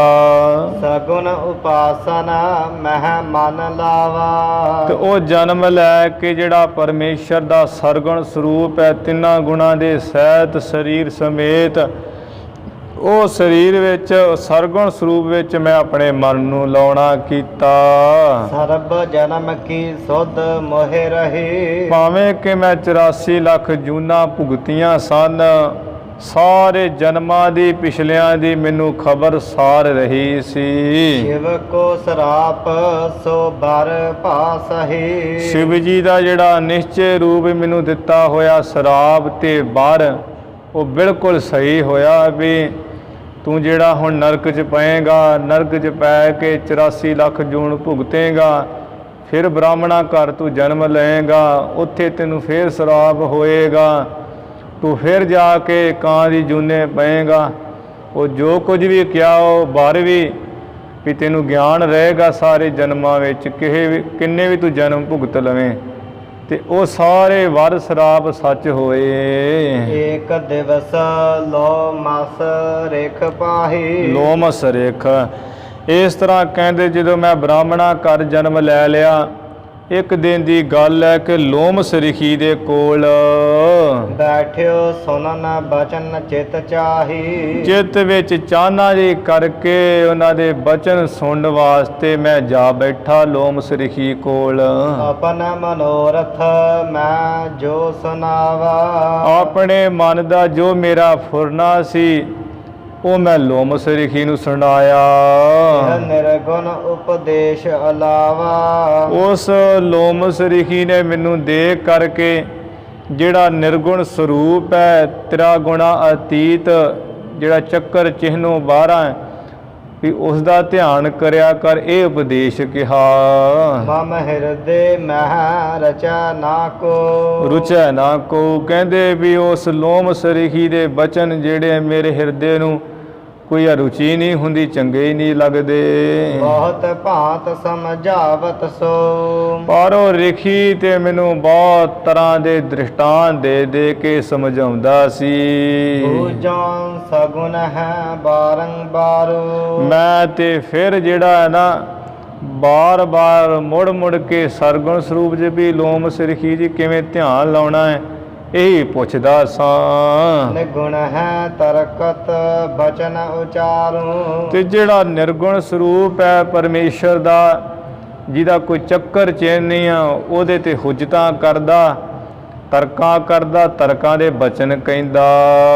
ਮਮ ਮਤ ਲਖ ਲੋਮਸ ਵਿਪਰੀਤੀ। ਉਸ ਵੇਲੇ ਭਾਈ ਬਾਲਾ ਮੇਰੀ ਅਕਲ ਮਤ ਬੁੱਧੀ ਨੂੰ ਲੋਮਸ ਰਿਖੀ ਜਾਣ ਕੇ ਕਿ ਇਹਦੀ ਬੁੱਧੀ ਤੇ ਬੜੀ ਉਲਟੀ ਹੈ। ਕਰ ਕਛ ਰਿਸ ਬੋਲਿਓ ਅਸਰੀਤੀ। ਕੁਝ ਗੁੱਸਾ ਜਿਹਾ ਕਰਕੇ ਤੇ ਇਸ ਤਰ੍ਹਾਂ ਬੋਲਿਆ ਰਿਖੀ। ਬਚਨ ਸਹਤ ਬੋਲ ਹੈ ਤੇਰੇ। ਉਹ ਕਿਹਾ ਵੀ ਉਹ ਬ੍ਰਾਹਮਣਾ ਤੇਰੇ ਜਿਹੜੇ ਇਹ ਬੋਲ ਹੈ ਨਾ, ਤੇਰੇ ਬਚਨ, ਇਹਦੇ ਪੱਖਪਾਤ ਦੇ ਸਹਿਤ ਆ। ਪੰਛੀਆਂ ਵਾਂਗ ਤੂੰ ਕਰਦਾ, ਜਿਵੇਂ ਪੰਛੀ ਆ ਬੋਲਣੋਂ ਨਹੀਂ ਹਟਦੇ। ਬਾਰ ਬਾਰ ਮੂਰਤ ਬਚ ਮੇਰੇ। ਮੇਰੇ ਜਿਹੜੇ ਬਚਨ ਆ ਵੀ ਤੂੰ ਨਿਰਗੁਣ ਸਰੂਪ ਦਾ ਧਿਆਨ ਕਰਿਆ ਕਰ, ਬਾਰ ਬਾਰ ਮੋੜਦਾ ਬਚਨ। ਦੋਹਰਾ ਅਧਿਕਾਰੀ ਹਾਂ ਜਾਣ ਕੈ। ਆ ਮੈਂ ਤੇ ਤੈਨੂੰ ਅਧਿਕਾਰੀ ਵੀ ਉਪਦੇਸ਼ ਦਾ ਤੂੰ ਹੱਕਦਾਰ ਹੈ, ਅਧਿਕਾਰੀ ਮੁਕਤੀ ਦੀ ਇੱਛਾ ਵਾਲਾ ਸਮਝ ਕੇ ਜਾਣ ਕੇ। ਉਪਦੇਸ਼ਤ ਥੋ ਤੋਹੇ ਹੋ। ਤੈਨੂੰ ਤੇ ਸਗੋਂ ਕਹਿੰਦੇ ਵੀ ਮੈਂ ਉਪਦੇਸ਼ ਦਿੰਦਾ ਸਾਂ, ਜਾਣ ਕੇ ਤੈਨੂੰ ਉਪਦੇਸ਼ ਕਰਦਾ ਸਾਂ ਵੀ ਨਿਰਗੁਣ ਸਰੂਪ ਦਾ ਧਿਆਨ ਤਰਿਆ ਕਰ। ਅਦਮ ਖਗ ਸਬਨ ਤੇ। ਹੋ ਆਦਮ ਖਗ ਸਬਨ ਤੇ। ਕਹਿੰਦੇ ਵੀ ਹੁਣ ਤੂੰ ਜਿਹੋ ਜਿਹੀ ਤੇਰੀ ਨੀਤ ਹੈ ਨਾ, ਜਾ ਜਾ ਕੇ ਨੀਵਾਂ ਪੰਛੀਆਂ ਦੇ ਵਿੱਚ ਹੋ ਜਾ, ਸਾਰਿਆਂ ਤੋਂ ਜੋ ਨੀਵਾਂ ਪੰਛੀ ਉਹ ਹੋ ਜਾ। ਸਹ ਸਰਾਪ ਅਬ ਮੋਹੇ। ਮੇਰਾ ਜੋ ਇਹ ਸਰਾਪ ਉਹ ਤੂੰ ਸਹਿ। ਸਾਰੇ ਪੰਛੀਆਂ ਤੋਂ ਜਿਹੜਾ ਨੀਵੀਂ ਜਾਤੀ ਦਾ ਪੰਛੀ ਉਹ ਕਿਹੜਾ ਕਾਂ ਹੈ, ਕਾਂ ਬਣ ਜਾ ਕੇ ਤੂੰ। ਚੌਪਈ ਬਾਇਸ ਦੇਹ ਤਬ ਹੈ ਮਾਮਾ ਭਾਈ। ਭਈ ਉਸ ਵੇਲੇ ਹੈ ਭਾਈ ਬਾਲਾ ਮੇਰੀ ਜਿਹੜੀ ਦੇਹ ਹੈ ਉਹ ਕਾਂ ਵਾਲੇ ਸਰੀਰ ਵਾਲੀ ਹੋ ਗਈ। ਹੱਥ ਬੰਦ ਕੈ ਉਸਤਤ ਕਈ। ਮੈਂ ਭਾਵੇਂ ਕਹਿੰਦੇ ਕਾਂ ਬਾਣੀ ਗਿਆ ਸਾਂ, ਪਰ ਹੱਥ ਦੋਵੇਂ ਜੋੜ ਕੇ ਆਪਣੇ ਗੁਰੂ ਲੋਮਸ ਰਿਖੀ ਦੀ ਬੜੀ ਉਸਤਤ ਕੀਤੀ ਤੇ ਕਿਹਾ। ਸਤ ਸਰਾਪ ਹੋਵੈ ਰਖ ਤੇਰਾ। ਹੇ ਰਿਖੀ ਜੀ, ਤੁਹਾਡਾ ਦਿੱਤਾ ਹੋਇਆ ਸਰਾਪ ਇਹ ਵੀ ਸਾਤੀ ਹੋਵੇ। ਮੁਝ ਕੋ ਲਖੋ ਆਪਨੋ ਚੇਰਾ। ਮੈਨੂੰ ਤੁਸੀਂ ਆਪਣਾ, ਮੈਂ ਤੁਹਾਡੀ ਸ਼ਰਨ ਆਇਆ ਹਾਂ, ਆਪਣਾ ਸੇਵਕ ਜਾਣੋ ਜੀ। ਕਿਰਪਾ ਦ੍ਰਿਸ਼ਟ ਅਬ ਮੋਹ ਪਰ ਕੀਜੈ। ਮੇਰੇ ਉੱਪਰ ਤੁਸੀਂ ਨਾ ਹੁਣ ਕਿਰਪਾ ਹੀ ਕਰ ਦਈਏ। ਅਸ ਪ੍ਰਕਾਰ ਕੋ ਬਰ ਇਕ ਦੀਜੈ। ਜਿੱਥੇ ਮੈਨੂੰ ਸਰਾਪ ਦੇ ਦਿੱਤਾ ਹੈ ਉਥੇ ਕਹਿੰਦੇ ਇਸ ਤਰ੍ਹਾਂ ਇੱਕ ਵਾਰ ਵੀ ਦੇ ਹੀ ਦਿਓ। ਰਹਿ ਗਿਆਨ ਮੇਰੇ ਔਰ ਮਾਹੀ। ਉਹ ਮੇਰਾ ਕੀ ਹੈ, ਕੀ ਬਾਰ ਮੰਗਦਾ ਹੈ ਵੀ ਮੈਂ ਭਾਵੇਂ ਕਾਂ ਹੀ ਬਣਿਆ ਰਵਾਂ, ਪਰ ਮੇਰੇ ਹਿਰਦੇ ਵਿੱਚ ਜਿਹੜਾ ਬ੍ਰਹਮ ਗਿਆਨ ਉਹ ਸਦਾ ਹੀ ਰਹੇ। ਬਾਇਸ ਬਾਪ ਧਰ ਬਿਸਰੋ ਵੀ ਨਾਹੀ। ਕਾਂ ਦਾ ਸਰੀਰ ਧਾਰ ਕੇ ਉਹ ਮੈਂ ਬ੍ਰਹਮ ਗਿਆਨ ਨੂੰ ਨਾ ਵਿਸਾਰਾਂ, ਮੈਨੂੰ ਬ੍ਰਹਮ ਗਿਆਨ ਨਾ ਭੁੱਲੇ। ਸੁਨ ਲੋ ਮਸ ਰੇਖ ਭਇਓ ਕਿਰਪਾਲਾ। ਉਸ ਵੇਲੇ ਭਾਈ ਬਾਲਾ ਜੀ ਮੇਰਾ ਬਚਨ ਸੁਣ ਕੇ ਜੋ ਲੋਮ ਸਿਰਖੀ ਹੈ ਬਹੁਤ ਕਿਰਪਾਲੂ ਹੋਇਆ। ਮੁਖ ਤੇ ਬੋਲਿਓ ਬਚਨ ਰਸਾਲਾ। ਉਹ ਕਿਰਪਾਲਤਾ ਵਿੱਚ ਆ ਕੇ ਮੁਖੋਂ ਜਿਹੜੇ ਬਚਨ ਬੜੇ ਸੁੰਦਰ ਹੀ ਬੋਲਿਆ। ਹੋਵਹਿ ਸਦਾ ਹਿਰਦੇ ਤਵ ਗਿਆਨਾ। ਲੈ ਵੀ ਜੇ ਤੈਨੂੰ ਅਸਾਂ ਨੇ ਕਾਂ ਕਹਿ ਹੀ ਦਿੱਤਾ ਹੈ ਉਹ ਤੂੰ ਬਣੇਗਾ ਹੀ, ਪਰ ਹਮੇਸ਼ਾ ਤੇਰੇ ਹਿਰਦੇ ਦੇ ਵਿੱਚ ਜਿਹੜਾ ਬ੍ਰਹਮ ਗਿਆਨ ਉਹ ਹੋਵੇਗਾ, ਰਹੇਗਾ ਹੀ। ਆਤਮ ਰੂਪ ਲਖਹਿ ਸੁਖ ਥਾਨਾ। ਜੋ ਸੁੱਖਾਂ ਦਾ ਥਾਂ ਇਹ ਆਤਮਾ ਤੇਰਾ ਆਪਣਾ ਸਰੂਪ ਹੈ, ਉਹਨੂੰ ਤੂੰ ਜਾਣੇਗਾ ਭਾਵੇਂ ਕਿਸੇ ਸਰੀਰ ਵਿੱਚ ਵੀ ਹੋਵੇਂ। ਤੁਝ ਪਰ ਹੈ ਕਰੁਣਾ ਅਬ ਮੋਰੀ। ਕਿਉਂਕਿ ਤੇਰੇ ਉੱਪਰ ਸਾਡੀ ਬਹੁਤ ਮਿਹਰ ਹੈ, ਕਿਰਪਾ ਹੈ। ਇੱਕ ਬਰ ਦੇਵਾ ਔਰ ਬਹੋਰੀ। ਇੱਕ ਜਿਹੜਾ ਵਾਰ ਹੈ ਉਹ ਅਸੀਂ ਤੈਨੂੰ ਹੋਰ ਦਿੰਨੇ ਆ।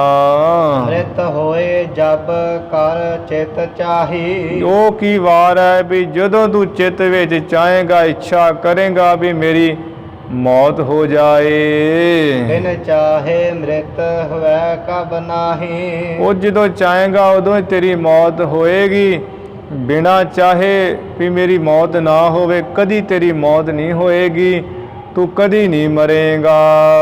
ਸੋਰਠਾ ਸੋਨ ਤਿਹ ਕੇ ਆਸ ਬੈਨਾ। ਇਸ ਤਰ੍ਹਾਂ ਮੈਂ ਆਪਣੇ ਲੋਮ ਸਰੀਹੀ ਦੇ ਬਚਨ ਸੁਣ ਕੇ ਕਿਰਪਾ ਭਰੇ। ਹਰਖਤ ਆਵਾ ਥਾਨ ਇਹ। ਤੇ ਭਾਈ ਬਾਲਾ ਖੁਸ਼ ਹੋ ਕੇ ਆ ਥਾਂ ਤੇ ਆ ਗਿਆ ਜਿੱਥੇ ਤੁਸੀਂ ਮੈਨੂੰ ਆ ਕੇ ਹੁਣ ਮਿਲੇ ਹੋ। ਭੀ ਵਿਸਾਲ ਮਨ ਚਾਨ ਨਹ। ਭੀ ਵਿਸਾਲ ਮਨ ਚੈਨ ਨਹਿ। ਕਹਿੰਦੇ ਆ ਵੀ ਭੀ ਵਿਸਾਲ ਮਨ ਚੈਨ, ਕਹਿੰਦੇ ਵੀ ਮਨ ਵਿੱਚ ਮੇਰੀ ਜਿਹੜੀ ਉਹ ਬਚਨ ਸੁਣ ਕੇ ਗੁਰੂ ਰਿਖੀ ਆਪਣੇ ਦੇ ਬੜੀ ਸ਼ਾਂਤੀ ਹੋਈ, ਬੜਾ ਚੈਨ ਹੋਇਆ। ਨਹ ਤਿਆਗੋ ਅਬ ਦੇਹ ਕੋ। ਹੁਣ ਕਹਿੰਦੇ ਇਸੇ ਕਰਕੇ ਇਹ ਜਿਹੜਾ ਮੈਂ ਸਰੀਰ ਨਾ ਕਾਂ ਵਾਲਾ ਉਹ ਛੱਡਦਾ ਨਹੀਂ ਆ ਭਾਈ ਬਾਲੇ। ਪ੍ਰੇਮ ਭਗਤ ਰਸ ਆਏ। ਪ੍ਰੇਮਾ ਭਗਤੀ ਦਾ ਜਿਹੜਾ ਰਸ ਹੈ ਮੈਨੂੰ ਇਸੇ ਸਰੀਰ ਵਿੱਚ ਹੀ ਆ ਗਿਆ ਹੈ। ਕਾਕ ਜਨਮ ਕੋ ਪਾਏਗਾ। ਆ ਜਿਹੜਾ ਕਾਂ ਦਾ ਸਰੀਰ, ਕਾਂ ਦਾ ਜਨਮ ਪਾ ਕੇ ਮੈਨੂੰ ਪਰਮੇਸ਼ਰ ਦੀ ਜਿਹੜੀ ਪ੍ਰੇਮਾ ਭਗਤੀ ਹੈ ਉਹਦਾ ਰਸ ਆਇਆ ਹੈ ਮਹਾਨ। ਨਹ ਤਜਿਓ ਅਬ ਜਾਏ। ਇਸ ਕਰਕੇ ਭਾਈ ਬਾਲਾ ਹੁਣ ਇਸ ਕਾਂ ਵਾਲਾ ਸਰੀਰ ਤੇ ਮੇਰੇ ਕੋਲ ਛੱਡਿਆ ਹੀ ਨਹੀਂ ਜਾਂਦਾ। ਹਾਂ ਸਦਾ ਆਨੰਦ ਮਨ। ਮੇਰਾ ਜਿਹੜਾ ਮਨ ਹੈ ਉਹ ਸਦਾ ਹੀ ਆਨੰਦਿਤ ਹੀ ਰਹਿੰਦਾ, ਮੇਰੇ ਮਨ ਵਿੱਚ ਸਦਾ ਆਨੰਦ ਖੇੜਾ ਹੀ ਬਣਿਆ ਰਹਿੰਦਾ ਹੈ। ਚੌਪਈ ਹਸ ਪ੍ਰਕਾਰ ਸਭ ਕਥਾ ਸੁਨਾਈ। ਇਸ ਤਰ੍ਹਾਂ ਨਾਲ ਕਾਗ ਬਸੁੰਡ ਰਿਖੀ ਨੇ ਭਾਈ ਬਾਲਾ ਜੀ ਨੂੰ ਸਾਰੀ ਕਥਾ ਸੁਣਾਈ ਹੈ। ਚੱਲਨੇ ਤਿਆਰ ਭਏ ਜਗਰਾਈ। ਇੱਧਰ ਜੋ ਜਗਤ ਦੇ ਰਾਜਾ ਰੂਪ ਹੈ ਗੁਰੂ ਨਾਨਕ ਸਾਹਿਬ ਜੀ, ਕਾਗ ਬਸੁੰਡ ਰਿਖੀ ਤੋਂ ਇਹ ਸਭ ਕੁਝ ਸੁਣ ਕੇ ਚੱਲਣ ਲਈ ਤਿਆਰ ਹੋਏ ਹੈ। ਕਰੀ ਪਰਸ ਪਰ ਦੋਹ ਦੇਸ਼ ਬੰਦਨਾ। ਜਦੋਂ ਚੱਲਣ ਲਈ ਮਹਾਰਾਜ ਤਿਆਰ ਹੋਏ ਹੈ, ਆਪੋ ਵਿੱਚ ਹੀ ਦੋਵੇਂ ਤਰਫਾਂ ਤੋਂ ਇੱਕ ਦੂਸਰੇ ਨੂੰ ਮੱਥਾ ਟੇਕਣਾ ਕੀਤਾ ਹੈ ਕਿ ਜਿਵੇਂ ਆ ਸੰਤ ਮਿਲਦੇ ਨਾ ਆਪਸ ਵਿੱਚ, ਉਹ ਦੋਵੇਂ ਸੰਤ ਇੱਕ ਦੂਜੇ ਦੇ ਐਵੇਂ ਗੋਡੀ ਹੱਥ ਚਰਨੀ ਹੱਥ ਲਾਉਣ ਪੈਂਦੇ ਹੁੰਦੇ ਆ, ਤੇ ਜਿਹੜੇ ਅੱਗੋਂ ਸੰਤ ਹੁੰਦੇ ਆ ਉਹ ਇੱਕ ਦੂਜੇ ਦੇ ਹੱਥ ਜਿਹੜੇ ਉਹ ਫੜ ਲੈਂਦੇ, ਟੇਕਣ ਨਹੀਂ ਦਿੰਦੇ। ਇਵੇਂ ਦੋਵੇਂ ਤਰਫਾਂ ਤੋਂ ਹੀ ਨਮਸਕਾਰਾਂ ਮੱਥਾ ਟੇਕਣ ਲੱਗੇ ਹੈ ਤੇ ਸਤਿਗੁਰਾਂ ਨੇ ਵੀ ਢਾਇਆ ਹੈ, ਪਰ ਜਿਹੜਾ ਕਾਗ ਬਸੁੰਡ ਰਿਖੀ ਉਹਨੇ ਮੱਥਾ ਟੇਕਿਆ ਹੈ ਮਹਾਰਾਜ ਜੀ ਨੂੰ, ਆਪੋ ਵਿੱਚ ਹੀ ਮਿਲ ਕੇ ਨਮਸਕਾਰਾਂ ਕੀਤੀਆਂ ਹਨ।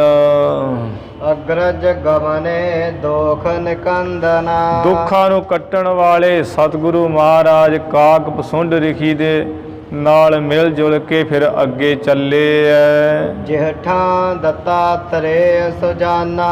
ਜਿਸ ਥਾਂ ਤੇ ਦੱਤਾਤਰੇ ਜਤੀ ਬੜਾ ਮਹਾਨ ਸੁਜਾਨਾ ਸੁਗੜ ਸੁਜਾਨ ਸਿਆਣਾ।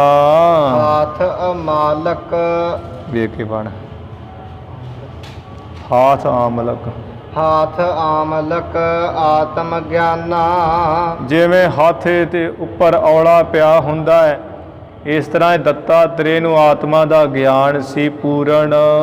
ਜਿਨ ਕੀਨੋ ਸਭ ਜਗ ਸੰਿਆਸਾ। ਜਿਸ ਦੱਤਾਤਰੇ ਨੇ ਉਪਦੇਸ਼ ਦੇ ਦੇ ਕੇ ਸਾਰੇ ਜਗਤ ਨੂੰ ਹੀ ਸੰਨਿਆਸੀ ਬਣਾ ਦਿੱਤਾ ਸੀ। ਭਾ ਬਿਰਕਤ ਬਹੁ ਫਿਰਿਓ ਉਦਾਸਾ। ਭਾ ਬਿਰਕਤ ਜੋ ਦੱਤਾਤਰੇ ਬਹੁਤ ਉਪਰਾਮ ਹੋ ਕੇ ਫਿਰਿਆ ਵਿਚਰਿਆ ਸੀ ਤੇ ਬਹੁਤ ਬਰਕਤੀ ਤਿਆਗੀ ਸਾਧੂ ਹੋਇਆ ਹੈ। ਵਿੰਸਤ ਚਤੁਰ ਗੁਰੂ ਜਿਨ ਕੀਨੇ। ਜਿਸ ਦੱਤਾਤਰੇ ਨੇ ਪਰਮੇਸ਼ਰ ਦੀ ਪ੍ਰਾਪਤੀ ਵਾਸਤੇ 24 ਗੁਰੂ ਧਾਰਨ ਕੀਤੇ ਸਨ। ਇਹ ਦੱਤਾਤਰੇ ਜੋ ਲਿਖੀ ਹੋਇਆ ਹੈ ਤੇ ਇਸ ਦੀ ਸਾਰੀ ਜਿਹੜੀ ਕਥਾ ਦਸਮ ਗ੍ਰੰਥ ਸਾਹਿਬ ਵਿੱਚ ਵਿਸਥਾਰ ਨਾਲ ਆਉਂਦੀ ਹੈ। ਗੁਰੂ ਗੋਬਿੰਦ ਸਿੰਘ ਮਹਾਰਾਜ ਜੀ ਨੇ 24 ਅਵਤਾਰਾਂ ਵਿੱਚੋਂ ਇਹ ਦੱਤਾਤਰੇ ਜੀ ਦੀ ਕਥਾ ਲਿਖੀ ਹੈ। ਇਹ ਵਿਸ਼ਨੂੰ ਭਗਵਾਨ ਦਾ ਇਹ ਅਵਤਾਰ ਹੋਇਆ, 24 ਅਵਤਾਰਾਂ ਵਿੱਚ ਇੱਕ ਅਵਤਾਰ ਹੈ। ਤੇ ਇਹ ਦੱਤਾਤਰੇ ਨੇ ਪਰਮੇਸ਼ਰ ਦੀ ਪ੍ਰਾਪਤੀ ਵਾਸਤੇ 24 ਗੁਰੂ ਧਾਰਨ ਕੀਤੇ ਸਨ। ਜੋ ਅਤਰ ਲਿਖੀ ਹੋਇਆ ਤੇ ਉਸ ਦੀ ਸੁਪਤਨੀ ਅਨਸੂਇਆ ਹੋਈ, ਉਹਦੇ ਉਦਰ ਤੋਂ ਇਹ ਦੱਤਾਤਰੇ ਪੈਦਾ ਹੋਇਆ। ਤੇ ਫਿਰ ਇਸ ਨੇ ਪਰਮੇਸ਼ਰ ਦੀ ਪ੍ਰਾਪਤੀ ਵਾਸਤੇ 24 ਗੁਰੂ ਧਾਰਨ ਕੀਤੇ, ਜਿਨ੍ਹਾਂ ਤੋਂ ਹਰ ਇੱਕ ਗੁਰੂ ਤੋਂ ਕੋਈ ਨਾ ਕੋਈ ਇੱਕ ਇੱਕ ਗੁਣ ਗ੍ਰਹਿਣ ਕੀਤਾ। ਉਹ ਜਿਹੜੇ ਦਸਮ ਗ੍ਰੰਥ ਵਿੱਚ ਆਉਂਦੇ ਆ 24 ਗੁਰੂਆਂ ਦੇ ਨਾਮ, ਉਹ ਇਸ ਤਰ੍ਹਾਂ ਹੈ ਵੀ ਪ੍ਰਿਥਵੀ, ਜਲ, ਪਵਨ, ਆਕਾਸ਼, ਚੰਦਰਮਾ, ਅਗਨੀ, ਸੂਰਯ, ਕਬੂਤਰ, ਅਜਗਰ, ਸੱਪ, ਸਮੁੰਦਰ, ਹਾਥੀ, ਭੌਰਾ, ਪਤੰਗ, ਸ਼ਹਿਦ ਚੋਣ ਵਾਲੀ ਮੱਖੀ, ਮਿਰਗ, ਮੱਛੀ, ਪਿੰਗਲਾ, ਵੇਸਵਾ, ਫਿਰ ਗਿਰਜ, ਸ਼ਿਕਾਰੀ, ਬਾਲਕ, ਕੁਆਰੀ, ਕੰਨਿਆ, ਤੀਰਗਰ, ਮੱਕੜੀ ਤੇ ਤਿਤਲੀ। ਇਹ 24 ਗੁਰੂ ਦੱਤਾਤਰੇ ਨੇ ਧਾਰਨ ਕੀਤੇ ਤੇ 24 ਇਹਨਾਂ ਪਸ਼ੂ ਪੰਛੀਆਂ ਪਾਸੋਂ ਵੀ ਗਿਆਨ ਲੈ ਕੇ ਤੇ ਪਰਮੇਸ਼ਰ ਦੀ ਪ੍ਰਾਪਤੀ ਵਿੱਚ ਧਿਆਨ ਲਾਉਣਾ ਕੀਤਾ। ਅਸੀਂ ਮਹਾਨ ਦੱਤਾਤਰੇ ਜੀ ਹੋਏ ਆ ਵੀ ਜਿਨ੍ਹਾਂ ਨੇ 24 ਗੁਰੂ ਧਾਰਨ ਕੀਤੇ। ਲੋਕ ਦੇ ਇੱਥੇ ਮਨੁੱਖ ਗੁਰੂ ਹੋਵੇ ਸਿਆਣਾ, ਉਹਨੂੰ ਧਾਰਨ ਕਰਕੇ ਕੁਛ ਨਹੀਂ ਹੈ। ਇਸ ਤਰ੍ਹਾਂ ਜਿਹੜੇ ਨਿੱਕੇ ਨਿੱਕੇ ਜੀਵ, ਤਿਤਲੀਆਂ, ਮੱਕੜੀਆਂ, ਇਹੋ ਜਿਹੇ ਗੁਰੂ ਧਾਰਨ ਕਰਕੇ ਸਿੱਖਿਆ ਲਈ ਸੀ। ਦੱਤਾਤਰੇ ਮਹਾਨ ਨੇ। ਏਕ ਓੰਕਾਰ ਰੰਗ ਮਹਿ ਭਿੰਨੇ। ਅਖੀਰੀ ਏਕ ਓੰਕਾਰ ਪਰਮੇਸ਼ਰ ਦੇ ਪ੍ਰੇਮ ਰੰਗ ਵਿੱਚ ਲੀਨ ਹੋ ਗਿਆ, ਭਿੱਜਾ। ਤ੍ਰਿਣ ਸਮ ਤੀਨ ਲੋਕ ਸੁਖ ਤਿਆਗਾ। ਤਿੰਨਾਂ ਲੋਕਾਂ ਦੇ ਜਿਹੜੇ ਸੁੱਖ ਹੈ ਉਹਦੇ ਜਿਵੇਂ ਘਾਹ ਦਾ ਕੱਖ ਹੁੰਦਾ, ਕੱਖ ਦੇ ਸਮਾਨ ਹੀ ਛੱਡ ਦਿੱਤੇ ਦੱਤਾਤਰੇ ਨੇ। ਸਦਾ ਬ੍ਰਹਮ ਸੁਖ ਸੋ ਅਨੁਰਾਗਾ। ਤੇ ਸਦਾ ਇਹ ਬ੍ਰਹਮ ਦੇ ਸੁਖ ਵਿੱਚ ਹੀ ਪ੍ਰੇਮੀ ਪਿਆਰਾ ਹੋ ਗਿਆ ਸੀ। ਪਰਮ ਤਤ ਬੇਤਾ ਰਸ ਲੀਨਾ। ਯਥਾਰਥ ਦਾ ਜਿਹੜਾ ਬੇਤਾ ਸੀ ਰਸ ਵਿੱਚ ਲੀਨ ਦੱਤਾਤਰੇ।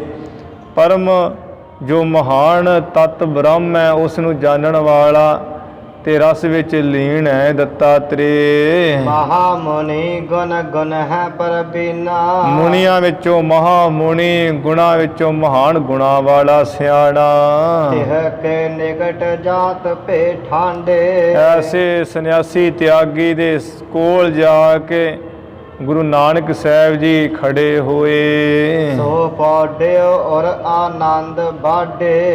ਇੱਧਰ ਦੱਤਾਤਰੇ ਦੇ ਹਿਰਦੇ ਵਿੱਚ ਬੜਾ ਆਨੰਦ ਵਧਿਆ ਹੋਇਆ ਹੈ। ਆਰਾਮ ਨਾਲ ਹੀ ਜਿਹੜਾ ਲੇਟਿਆ ਹੋਇਆ ਸੀ। ਲੋਚਨ ਮੁੰਦ੍ਰਿਤ ਤੂਸ਼ਨ ਠਾਨੇ। ਦੱਤਾਤਰੇ ਨੇ ਨੇਤਰ ਵੀ ਆਪਣੇ ਬੰਦ ਕੀਤੇ ਹੋਏ ਹੈ, ਮੁਖ ਤੋਂ ਵੀ ਚੋਪੀ ਧਾਰਨ ਕੀਤੀ ਹੋਈ ਹੈ। ਅੰਤਰ ਰੋਸ ਕੋ ਰਸਕ ਗਿਆਨੀ। ਅੰਦਰ ਜਿਹੜਾ ਪ੍ਰੇਮ ਰਸ ਵਾਹਿਗੁਰੂ ਦਾ ਉਹਦੇ ਰਸ ਨੂੰ ਪ੍ਰਾਪਤ ਕਰਨ ਵਾਲਾ ਬੜਾ ਗਿਆਨੀ ਹੈ ਇਹ। ਤਿਹ ਬਿਲੋਕ ਬੋਲਿਓ ਮਰਦਾਨਾ। ਇਸ ਤਰ੍ਹਾਂ ਵੇਖ ਕਰਕੇ ਵੀ ਇਹ ਤੇ ਲੇਟੇ ਹੋਏ ਬੋਲਦੇ ਨਹੀਂ ਹੈ। ਭਾਈ ਮਰਦਾਨਾ ਜੀ ਉਸ ਵੇਲੇ ਬੋਲਿਆ, ਹੇ ਪ੍ਰਭ ਪੌਡਾ ਕੌਣ ਮਹਾਨਾ। ਇਹ ਗੁਰੂ ਨਾਨਕ ਸਾਹਿਬ ਪ੍ਰਭੂ ਜੀ, ਆ ਕੌਣ ਹੈ ਮਹਾਨ ਜਿਹੜਾ ਲੇਟਿਆ ਹੋਇਆ ਰਾਮ ਨਾਲ। ਵੱਡ ਉਨ ਮਤ ਦੇਹ ਜਿਹ ਭਾਰੀ। ਜਿਸ ਦੀ ਆ ਦੇਹ ਬੜੀ ਭਾਰੀ ਹੈ, ਵੱਡੀ ਮਸਤੀ ਵਿੱਚ ਲੀਨ ਹੈ। ਪਰਿਓ ਅਡੋਲ ਮਸਤ ਮੁਖ ਧਾਰੀ। ਮਹਾਰਾਜ ਵੇਖੋ ਕਿਵੇਂ ਅਡੋਲ ਜਿਹੜਾ ਪਿਆ ਹੋਇਆ ਹੈ ਤੇ ਮੁਖ ਤੋਂ ਵੀ ਚੋਪੀ ਧਾਰੀ ਹੋਈ ਹੈ। ਇਸ ਬੁਲਾਏ ਕਾ ਬੋਲ ਸੁਨੀਜਾ। ਮਹਾਰਾਜ ਇਸ ਨੂੰ ਜਿਹੜਾ ਬੁਲਾ ਕਰਕੇ ਤੇ ਇਸ ਦੇ ਜਿਹੜੇ ਬੋਲ ਹੈ ਉਹ ਸੁਣੀਏ। ਬਹਰੋ ਆਪਣਾ ਗਿਆਨ ਪਨੀਜਾ। ਮੁੜ ਜਿਹੜਾ ਆਪਣਾ ਗਿਆਨ ਹੈ ਬ੍ਰਹਮ ਗਿਆਨ ਉਹ ਵੀ ਇਸ ਨੂੰ ਸੁਣਾਉਣਾ ਕਰੀਏ, ਕਹੀਏ ਮਹਾਰਾਜ। ਸ੍ਰੀ ਗੁਰੂ ਕਹੈ ਸੁਨਹੁ ਮਰਦਾਨਾ। ਗੁਰੂ ਨਾਨਕ ਸਾਹਿਬ ਜੀ ਕਹਿਣ ਲੱਗੇ, ਹੇ ਭਾਈ ਮਰਦਾਨਾ ਸਾਡਾ ਬਚਨ ਸੁਣੋ। ਇਹ ਹੈ ਦੱਤਾਤਰੇ ਮਹਾਨਾ। ਇਹ ਜਿਹੜਾ ਸੁਖ ਰਾਮ ਨਾਲ ਵੱਡੀ ਦੇਹ ਵਾਲਾ ਲੇਟਿਆ ਹੋਇਆ ਨਾ ਆਨੰਦ ਵਧਾ ਕੇ, ਇਹ ਦੱਤਾਤਰੇ ਹੈ ਬੜਾ ਮਹਾਨ। ਜਗ ਮਹਿ ਭਇਓ ਵੱਡੋ ਅਵਧੂਤਾ। ਇਹ ਸੰਸਾਰ ਵਿੱਚ ਬੜਾ ਅਵਧੂਤਾ ਕਹੀਏ ਤਿਆਗੀ ਬ੍ਰਗਤੀ ਹੋਇਆ ਹੈ ਸੰਨਿਆਸੀ। ਸਦਾ ਸਸਰ ਜਿਹ ਕੀ ਮਤ ਪੂਤਾ। ਜਿਸ ਇਸ ਤਿਆਗੀ ਦੱਤਾਤਰੇ ਦੀ ਮਤ ਬੜੀ ਪਵਿੱਤਰ ਹੈ, ਸਦਾ ਹੀ ਟਿਕੀ ਹੋਈ ਟਿਕ ਰਹੀ ਹੈ ਮਤ ਬੁੱਧ। ਸਦਾ ਬਦੇਹੀ ਰਹਿਤ ਡੋਲਾ। ਹਮੇਸ਼ਾ ਦੇਹ ਤੋਂ ਪਰੇ ਰਹਿੰਦਾ ਹੈ, ਡੋਲਣ ਤੋਂ ਰਹਿਤ ਅਡੋਲ ਹੀ ਰਹਿੰਦਾ ਹੈ। ਪਾਇਓ ਆਤਮ ਆਨੰਦ ਤੋਲਾ। ਜਿਹੜਾ ਆਤਮਾ ਦਾ ਆਨੰਦ ਹੈ ਉਹ ਵੀ ਤੋਲਣ ਤੋਂ ਰਹਿਤ ਤੋਲ ਹੀ ਪਾਇਆ ਇਸ ਦੱਤਾਤਰੇ ਮਹਾਨ ਸ੍ਰੀ ਨੇ। ਅੰਗਦ ਜੀ ਸੁਨਹੁ ਕਹਾਣੀ। ਭਾਈ ਬਾਲਾ ਜੀ ਕਹਿਣ ਲੱਗੇ, ਹੇ ਗੁਰੂ ਅੰਗਦ ਦੇਵ ਸਾਹਿਬ ਜੀ, ਇਹ ਦੱਤਾਤਰੇ ਦੀ ਜਿਹੜੀ ਕਥਾ ਕਹਾਣੀ ਨਾ ਉਹ ਅੱਗੋਂ ਵੀ ਸੁਣੋ। ਮੈਂ ਬਿਲੋਕ ਪੁਨ ਬੋਲਿਓ ਬਾਣੀ। ਮੈਂ ਦੇਖ ਕਰਕੇ ਫਿਰ ਆਪਣੇ ਕੋਲੋਂ ਬਚਨ ਬੋਲਿਆ। ਸ੍ਰੀ ਗੁਰ ਹਮਨੈ ਸੁਨਿਓ ਸੋ ਨਾਮਾ। ਮੈਂ ਕਿਹਾ ਵੀ ਸ੍ਰੀ ਗੁਰੂ ਨਾਨਕ ਸਾਹਿਬ ਜੀ, ਇਹ ਜਿਹੜਾ ਨਾਮ ਹੈ ਉਹ ਤੇ ਅਸਾਂ ਨੇ ਵੀ ਸੁਣਿਆ ਸੀ ਪਹਿਲਾਂ। ਦੱਤਾਤਰੇ ਭਾ ਜਗ ਅਬਰਾਮਾ। ਵੀ ਦੱਤਾਤਰੇ ਜਿਹੜਾ ਇਹ ਹੋਇਆ ਜਗਤ ਵਿੱਚ ਸੰਨਿਆਸੀ ਬੜਾ ਮਹਾਨ ਸੋਹਣਾ ਸੁੰਦਰ, ਜਿਸ ਨੇ ਬੜੀ ਕਮਾਈ ਕੀਤੀ ਹੈ। ਤੇ ਇਹ ਵਿਸ਼ਨੂੰ ਭਗਵਾਨ ਦੇ 24 ਅਵਤਾਰਾਂ ਵਿੱਚ ਇੱਕ ਅਵਤਾਰ ਹੋਇਆ ਹੈ। ਦਸਮ ਗ੍ਰੰਥ ਸਾਹਿਬ ਵਿੱਚ ਦੀ ਵਿਸਥਾਰ ਨਾਲ ਕਥਾ ਆਉਂਦੀ, 24 ਗੁਰੂ ਕਿਵੇਂ ਧਾਰਨ ਕੀਤੇ ਦੱਤਾਤਰੇ ਨੇ। ਫਿਰ ਇਹ ਜਤੀਆਂ ਵਿੱਚ ਵੀ ਆਉਂਦਾ ਹੈ। ਤੇ ਜਿਹੜੇ ਸੰਨਿਆਸੀ ਹੈ 12 ਮੈਂ ਜੋਗੀ ਸੰਨਿਆਸੀ 6-4 ਸੰਨਿਆਸੀਆਂ ਦੇ ਜਿਹੜੇ 10 ਪੰਥ ਚੱਲੇ ਹੈ ਉਹ ਵੀ ਇੱਥੋਂ ਹੀ ਚੱਲੇ ਹਨ। ਇਹਨਾਂ ਤੋਂ ਹੀ ਉਹ 10 ਪੰਥਾਂ ਦੇ ਜਿਹੜੇ ਨਾਮ ਹੈ ਉਹ ਇਸ ਤਰ੍ਹਾਂ ਵੀ ਤੀਰਥ ਆਸ਼ਰਮ ਬਨ ਆਰਣੈ ਗਿਰ ਪਰਬਤ ਸਾਗਰ ਸਰਸਵਤੀ ਭਾਰਤੀ ਤੇ ਪੁਰੀ। ਜਿਹੜੇ ਕੋਈ ਸੰਨਿਆਸੀ ਤੀਰਥਾਂ ਉੱਪਰ ਰਟਨ ਕਰਨ ਵਾਲੇ ਉਹ ਤੀਰਥੀ ਸੰਨਿਆਸੀ, ਜਿਹੜੇ ਕੋਈ ਆਸ਼ਰਮ ਬਣਾ ਕੇ ਰਹਿਣ ਵਾਲੇ ਤਿਆਗੀ ਅਵਸਥਾ ਵਾਲੇ ਉਹ ਆਸ਼ਰਮੀ ਤਿਆਗੀ ਸੰਨਿਆਸੀ, ਜਿਹੜੇ ਕੋਈ ਬਨ ਜੰਗਲਾਂ ਵਿੱਚ ਵਿਚਰਨ ਵਾਲੇ ਹੈ ਉਹ ਬਨੀ ਸੰਨਿਆਸੀ, ਜਿਹੜੇ ਕੋਈ ਗਿਰ ਆਹ ਪਹਾੜਾਂ ਕੰਦਰਾਂ ਵਿੱਚ ਵਿਚਰਨ ਵਾਲੇ ਆ ਤੇ ਉਹ ਗਿਰੀ ਸੰਨਿਆਸੀ, ਜਿਹੜੇ ਪਰਬਤਾਂ ਵਿੱਚ ਵਿਚਰਨ ਵਾਲੇ ਉਹ ਪਰਬਤੀ ਸੰਨਿਆਸੀ, ਜਿਹੜੇ ਸਮੁੰਦਰ ਦੇ ਕਿਨਾਰੇ 'ਤੇ ਰਹਿਣ ਵਾਲੇ ਉਹ ਸਮੁੰਦਰੀ ਸਾਗਰੀ ਸੰਨਿਆਸੀ, ਤੇ ਇਸੇ ਤਰ੍ਹਾਂ ਜਿਹੜੇ ਸਰਸਵਤੀ ਦੇ ਕਿਨਾਰੇ ਰਹਿਣ ਵਾਲੇ ਹੈ ਉਹ ਸਰਵਸਵਤੀ ਸੰਨਿਆਸੀ ਹੈ। ਜਿਹੜੇ ਕੋਈ ਸ਼ਹਿਰਾਂ ਵਿੱਚ ਵਿਚਰਨ ਵਾਲੇ ਸੰਨਿਆਸੀ ਉਹ ਸ਼ਹਿਰੀ, ਭਾਰਤ ਖੰਡ ਵਿੱਚ ਵਿਚਰਨ ਵਾਲੇ ਭਾਰਤੀ ਸੰਨਿਆਸੀ। ਇਸ ਤਰ੍ਹਾਂ ਇਹ ਜਿਹੜੇ ਸੰਨਿਆਸੀ ਦਾ ਮਹਾਨ ਹੋਇਆ ਦੱਤਾਤਰੇ, ਬੜਾ ਸੁੰਦਰ ਮਹਾਨ ਸੰਨਿਆਸੀ ਅਵਧੂਤੀ। ਤੁਮ ਕਰੁਣਾ ਤੇ ਲੋਚਨ ਦੇਖਾ। ਐਸੇ ਮਹਾਰਾਜ ਮਹਾਨ ਦੱਤਾਤਰੇ ਦੀ ਤੁਹਾਡੀ ਕਿਰਪਾ ਨਾਲ ਹੀ ਅੱਜ ਦਰਸ਼ਨ ਹੋ ਗਏ, ਨਿਤਰਾਂ ਨਾਲ ਦੇਖ ਲਿਆ ਆਪਣੇ ਅੱਖੀਂ। ਪਰਮਹੰਸ ਅਵਧੂਤ ਵਸੇਖਾ। ਜੋ ਮਹਾਨ ਹੀ ਪਰਮਹੰਸ ਬ੍ਰਹਮ ਗਿਆਨੀ ਗਿਆਨਵਾਨ ਹੈ ਤੇ ਵਿਸ਼ੇਸ਼ ਹੀ ਤਿਆਗੀ ਸੰਨਿਆਸੀ ਹੈ। ਅਬ ਇਹ ਬਦਨ ਬੁਲਾਇਆ ਚਾਹੀਏ। ਹੁਣ ਮਹਾਰਾਜ ਨੂੰ ਮੁਖ ਤੋਂ ਵੀ ਬੁਲਾਉਣਾ ਚਾਹੀਦਾ, ਇਹਦੇ ਮੁਖ ਤੋਂ ਕੋਈ ਨਾ ਕੋਈ ਬਚਨ ਸੁਣਨਾ ਹੀ ਚਾਹੀਦਾ ਹੈ। ਗਿਆਨ ਬਚਨ ਕੋ ਸੁਣੀਏ ਕਹੀਏ। ਇਹਨਾਂ ਪਾਸੋਂ ਕੁਹਾਰ ਕਰਕੇ ਇਹਨਾਂ ਪਾਸੋਂ ਜਿਹੜੇ ਗਿਆਨ ਦੇ ਬਚਨ ਉਹ ਸੁਣੀਏ ਤੇ ਆਪਣੇ ਵੱਲੋਂ ਵੀ ਗਿਆਨ ਦੇ ਬਚਨ ਕਹੀਏ ਜੀ। ਬੋਲੇ ਤੇ ਮਤ ਹੋਏ ਲਖਾਈ। ਕਿਉਂਕਿ ਸਤਿਗੁਰ ਜੀ ਆ ਬੋਲਣ ਤੇ ਜਿਹੜੀ ਬੁੱਧੀ ਹੈ ਨਾ ਉਹ ਜਾਣੀ ਜਾਂਦੀ ਹੈ ਮਨੁੱਖ ਦੀ। ਦੂਸ਼ਣ ਤੇ ਨਹ ਜਾਣਿਓ ਜਾਈ। ਚੁੱਪ ਤੇ ਜਿਹੜਾ ਨਹੀਂ ਜਾਣਿਆ ਜਾਂਦਾ ਵੀ ਇਹ ਮੂਰਖ ਹੈ ਕਿ ਸਿਆਣਾ ਹੈ। ਜਦੋਂ ਬੋਲੇ ਫਿਰ ਪਤਾ ਲੱਗ ਜਾਂਦਾ ਵੀ ਇਹ ਸਿਆਣਾ ਕਿ ਮੂਰਖ ਹੈ। ਮੁਖ ਤੇ ਬੋਲਿਆ ਤਾਂ ਕੱਢਿਆ ਵਿਚਾਰ। ਜਦੋਂ ਕੋਈ ਮੁਖੋਂ ਬੋਲੇ ਨਾ ਤੇ ਉਹਦੀ ਬੋਲ ਬਾਣੀ ਤੋਂ ਪਤਾ ਲੱਗ ਜਾਂਦਾ ਵੀ ਇਹ ਕਿਸ ਅਵਸਥਾ ਦਾ ਮਾਲਕ ਹੈ, ਕਿੰਨਾ ਕੁ ਸਿਆਣਾ ਕਿ ਕਿੰਨਾ ਕੁ ਡੁੱਬਿਆ ਹੋਇਆ ਹੈ। ਤੇ ਉਹੀ ਉਹ ਗੱਲ ਹੈ ਮਹਾਰਾਜ, ਚੁੱਪ ਕੀਤਿਆਂ ਤੇ ਜਾਣਿਆ ਨਹੀਂ ਜਾਏਗਾ। ਸਵਈਆ ਸ੍ਰੀ ਗੁਰਬਾਨ ਭਨੇ ਤਬਹੀ। ਉਸ ਵੇਲੇ ਗੁਰੂ ਨਾਨਕ ਸਾਹਿਬ ਜੀ ਨੇ ਬਚਨ ਕਹੇ ਐ, ਤੁਮ ਹੋਤ ਸਰੀਰ ਤੇ ਬੋਲਤ ਨਾਹੀ। ਐ ਵੀ ਦੱਤਾਤਰੇ ਸਰੀਰ ਦੇ ਹੁੰਦਿਆਂ ਹੋਇਆਂ, ਜਿੰਦ ਜਾਨ ਹੁੰਦਿਆਂ ਹੋਇਆਂ, ਸਵਾਸ ਚੱਲਦਿਆਂ ਹੋਇਆਂ ਵੀ ਤੂੰ ਕਿਉਂ ਨਹੀਂ ਬੋਲਦਾ ਹੈ। ਜੋ ਲਗ ਦੇਹ ਨਿਰਾਸ ਨਾ ਤੋ ਲਗ। ਜਿੰਨਾ ਚਿਰ ਆ ਸਰੀਰ ਹੈ ਤੇ ਸਰੀਰ ਵਿੱਚ ਸਵਾਸ ਚੱਲਦੇ ਉਹਨਾਂ ਚਿਰ ਤੇ ਜਿਹੜਾ ਨਿਰਾਸ਼ ਨਹੀਂ ਹੋਣਾ ਚਾਹੀਦਾ, ਉਹਨਾਂ ਚਿਰ ਤੇ ਬੋਲਣਾ ਚੱਲਣਾ ਹੀ ਚਾਹੀਦਾ ਹੈ। ਕਿਉਂ ਸੁਣ ਕੇ ਸਮਝੋ ਮਨ ਮਾਹੀ। ਇਉਂ ਸੁਣ ਕੇ ਦੱਤਾਤਰੇ ਤੂੰ ਆਪਣੇ ਮਨ ਵਿੱਚ ਸਮਝ। ਖੋਲੋ ਨੈਣ ਰੱਖੋ ਮਨ ਕੋ। ਆਪਣੇ ਜਿਹੜੇ ਨੇਤਰ ਹੈ ਨਾ ਉਹਨਾਂ ਨੂੰ ਤੂੰ ਖੋਲ ਤੇ ਮਨ ਨੂੰ ਇੱਕ ਥਾਂ ਟਿਕਾ ਕੇ ਰੱਖ।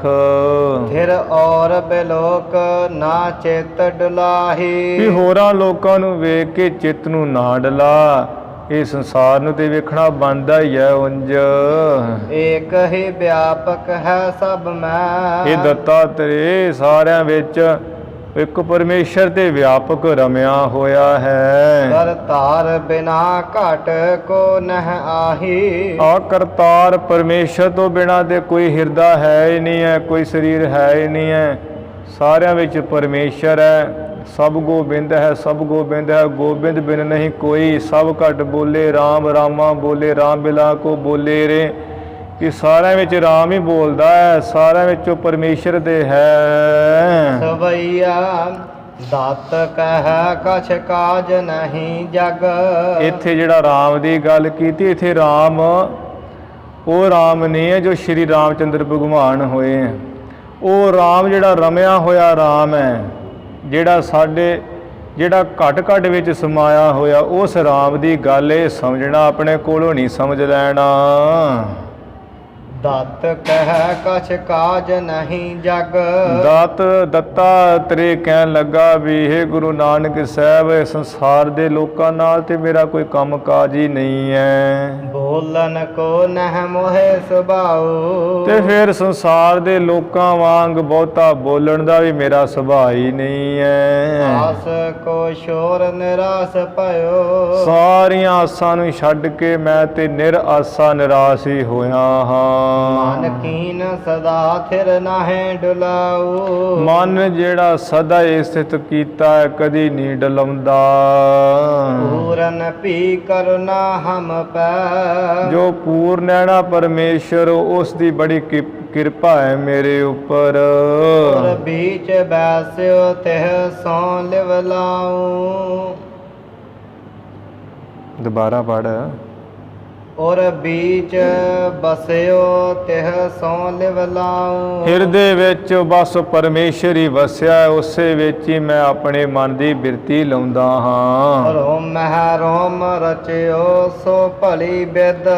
ਮਹਾਰਾਜ ਚੰਗੀ ਤਰ੍ਹਾਂ ਮੇਰੇ ਤੇ ਰੋਮ ਰੋਮ ਵਿੱਚ ਹੀ ਰਚਿਆ ਹੈ ਉਹ ਪਰਮੇਸ਼ਰ। ਕਿਉ ਰਸਨਾ ਅਬ ਬੈਨ ਅਲਾਉ। ਫਿਰ ਮਹਾਰਾਜ ਮੈਂ ਭਲਾ ਆਪਣੀ ਜ਼ੁਬਾਨ ਨਾਲ ਕਿਉਂ ਬਚਨ ਕਹਿ ਕੇ ਬੋਲਾਂ, ਜਦੋਂ ਆ ਰੋਮ ਰੋਮ ਵਿੱਚ ਹੀ ਵਸਿਆ ਹੈ, ਅੰਦਰ ਅੰਦਰ ਹੀ ਚੱਲ ਰਿਹਾ ਹੈ, ਫਿਰ ਮੈਨੂੰ ਇਹ ਜ਼ੁਬਾਨ ਤੋਂ ਬੋਲਣ ਦੀ ਕੀ ਜ਼ਰੂਰਤ ਹੈ। ਕਉ ਪਈ ਸੁਨ ਤਿਹ ਮਤ ਕੋ ਸ੍ਰੀ ਗੁਰ ਬੋਲੇ। ਸੁਣ ਕੇ ਦੱਤਾਤਰੇ ਦੇ ਮੱਤ ਨੂੰ, ਇਹਦੇ ਖਿਆਲ ਨੂੰ ਗੁਰੂ ਨਾਨਕ ਸਾਹਿਬ ਜੀ ਬਚਨ ਬੋਲੇ ਐ। ਧਨ ਤੁਮ ਮਨ ਰਹਿਤ ਡੋਲੇ। ਕਿ ਦੱਤਾਤਰੇ ਵੀ ਤੂੰ ਧਾਨੀ ਹੈ, ਤੇਰਾ ਮਨ ਸਦਾ ਡੋਲਣ ਤੋਂ ਰਹਿਤ ਰਹਿੰਦਾ ਹੈ। ਆਤਮ ਗਿਆਨ ਉਦਦ ਕੇ ਮਾਹੀ। ਜਿਹੜਾ ਆਪਣੇ ਆਤਮਾ ਦਾ ਗਿਆਨ ਹੈ, ਗਿਆਨ ਦੇ ਸਮੁੰਦਰ ਦੇ ਵਿਚਕਾਰ ਰਹੋ ਮੀਨ ਜਿਉ ਮਗਨ ਸਦਾ ਹੀ। ਜਿਵੇਂ ਮੱਛੀ ਉਹ ਸਮੁੰਦਰ 'ਚ ਮਗਨ ਲੀਨ ਰਹਿੰਦੀ, ਮਸਤ ਰਹਿੰਦੀ ਹੈ। ਇਹ ਵੀ ਦੱਤਾਤਰੇ ਤੂੰ ਆਪਣੇ ਆਤਮਾ ਦੇ ਗਿਆਨ ਦੇ ਸਮੁੰਦਰ ਵਿੱਚ ਹਮੇਸ਼ਾ ਮੱਛੀ ਵਾਂਗ ਹੀ ਮਸਤ ਲੀਨ ਰਹਿੰਦਾ ਹੈ। ਕੁੰਡਲ ਕਟਕਾ ਦਿਕ ਲੰਕਾਰਾ। ਜਿਹੜੇ ਕੋਈ ਕੰਨਾਂ ਵਿੱਚ ਪਾਉਣ ਵਾਲੇ ਸੋਨੇ ਦੇ ਕੁੰਡਲ ਹੈ, ਕੜੇ ਹੈ, ਆ ਬੋਟੇ ਹੈ, ਗਲ ਵਿੱਚ ਗਹਿਣੇ ਪਾਉਣ ਵਾਲੇ ਹਾਰ ਆਦਿਕ ਗਹਿਣੇ ਹਨ। ਅਬ ਕੂਰੇ ਔਰ ਬੀਚ ਵਿਚਾਰਾ। ਤੂੰ ਤੇ ਹਿਰਦੇ ਵਿੱਚ ਸਾਰੇ ਝੂਠ ਹੀ ਵਿਚਾਰੇ ਜਾਣੇ ਐ। ਜੋ ਕੰਚਨ ਹੈ ਸਰਬ ਆਧਾਰਾ। ਜੋ ਸਾਰੇ ਸੋਨੇ ਦਾ ਹੀ ਜਿਹੜਾ ਆਸਰਾ ਹੈ। ਸੋ ਸਾਚੋ ਨੇਕੀ ਭਿਦ ਧਾਰਾ। ਉਹ ਕੌਣ ਹੈ ਸੱਚਾ ਪਰਮੇਸ਼ਰ, ਉਹਨੂੰ ਤੂੰ ਚੰਗੀ ਤਰ੍ਹਾਂ ਹੀ ਧਾਰਿਆ ਹੋਇਆ। ਭਾਵ ਜਿਹੜਿਆ ਕੁੰਡਲਾਂ, ਹਾਰਾਂ, ਵਾਲੀਆਂ, ਬਹੁਟੀਆਂ, ਕੜਿਆਂ ਵਰਗੇ ਹੈ ਨਾ ਜੀਵ, ਇਹ ਤੂੰ ਝੂਠੇ ਜਾਣੇ ਹੈ। ਤੇ ਜਿਹੜਾ ਵਿੱਚ ਕੜਿਆਂ ਵਿੱਚ ਕੀ ਹੈ, ਗਹਿਣਿਆਂ ਵਿੱਚ ਕੀ ਹੈ, ਵਾਲੀਆਂ ਵਿੱਚ ਕੀ ਹੈ, ਬਹੁਟਿਆਂ ਵਿੱਚ ਕੀ, ਉਹ ਕੀ ਸੋਨਾ।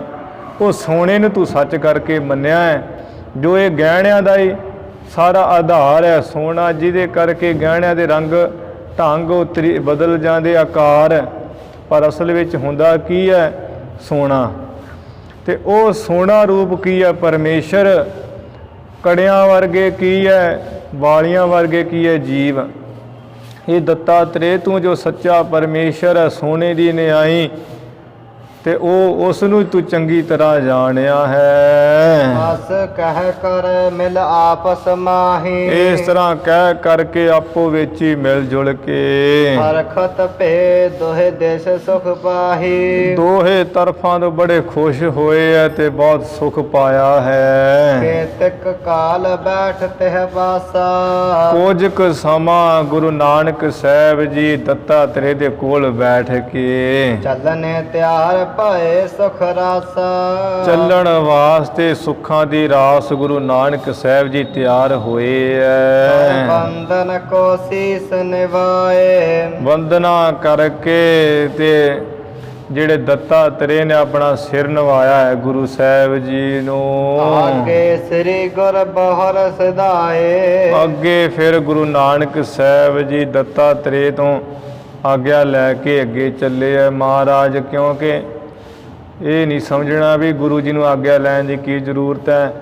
ਵਿਚਲੀ ਗੱਲ ਤੇ ਵੀ ਦੱਤਾਤਰੇ ਵੀ ਮਹਾਨ ਭਗਤ ਜੋ ਸੱਚਖੰਡ ਜਾਂਦਿਆਂ ਰਸਤੇ ਵਿੱਚ ਬੈਠੇ ਹੋਏ ਆਪਣੀ ਪੁਰੀ ਵਿੱਚ, ਅੱਗੇ ਆਪ ਨੂੰ ਦੱਸਿਆ ਵੀ ਜਦੋਂ ਸੰਤ ਦੋ ਮਿਲਦੇ ਆ ਉਹ ਆਪੋ ਵਿੱਚ ਹੀ ਇੱਕ ਦੂਜੇ ਨੂੰ ਸੀਸ ਨਿਵਾਉਂਦੇ ਹੁੰਦੇ ਆ, ਤੇ ਫਿਰ ਇੱਕ ਦੂਜੇ ਦੇ ਉਹ ਜਿਹੜੇ ਕੰਧਿਆਂ ਤੋਂ ਫੜ ਲੈਂਦੇ ਜਾਂ ਬਾਹਾਂ ਤੋਂ ਫੜ ਕੇ ਤਾਂ ਕਰ ਦਿੰਦੇ ਵੀ ਮਹਾਂਪੁਰਸ਼ੋ ਕੋਈ ਤੁਹਾਡੀ ਕਿਰਪਾ ਹੀ ਹੈ। ਇਸੇ ਤਰ੍ਹਾਂ ਹੀ ਗੁਰੂ ਜੀ ਦਾ ਸੁਭਾਅ ਹੈ, ਪਰਮੇਸ਼ਰ ਰੂਪ ਹੋ ਕੇ ਵੀ ਸੰਤਾਂ ਵਾਂਗ ਵਿਚਰਦੇ ਆ। ਤੇ ਦੱਤਾਤਰੇ ਹੋਣੀ ਤੇ ਮਹਾਨ ਸੰਤ ਹੈ ਹੀ, ਤੇ ਮਹਾਰਾਜ ਜੀ ਨੂੰ ਐਵੇਂ ਸੀਸ ਨਿਵਾ ਰਹੇ। ਇੱਧਰ ਗੁਰੂ ਸਾਹਿਬ ਜੀ ਵੀ ਉਸੇ ਤਰ੍ਹਾਂ ਕਰਦੇ ਆ। ਫਿਰ ਇੱਕ ਦੂਜੇ ਨੂੰ ਜਿਹੜਾ ਤਾਂ ਚੁੱਕ ਲੈਂਦੇ ਆ, ਮਹਾਰਾਜ ਇਸ ਤਰ੍ਹਾਂ ਨਾ ਕਰੋ, ਤੁਸੀਂ ਤੇ ਪਰਮੇਸ਼ਰ ਰੂਪ ਹੋ। ਮਹਾਰਾਜ ਕਹਿੰਦੇ ਵੀ ਤੁਸੀਂ ਵੀ ਕਿਹੜੇ ਘੱਟ ਹੋ, ਤੁਸੀਂ ਵੀ ਭਗਤ ਹੋ ਸਾਡੇ। ਇਹ ਸਤਿਕਾਰ ਕਰਦੇ ਆ।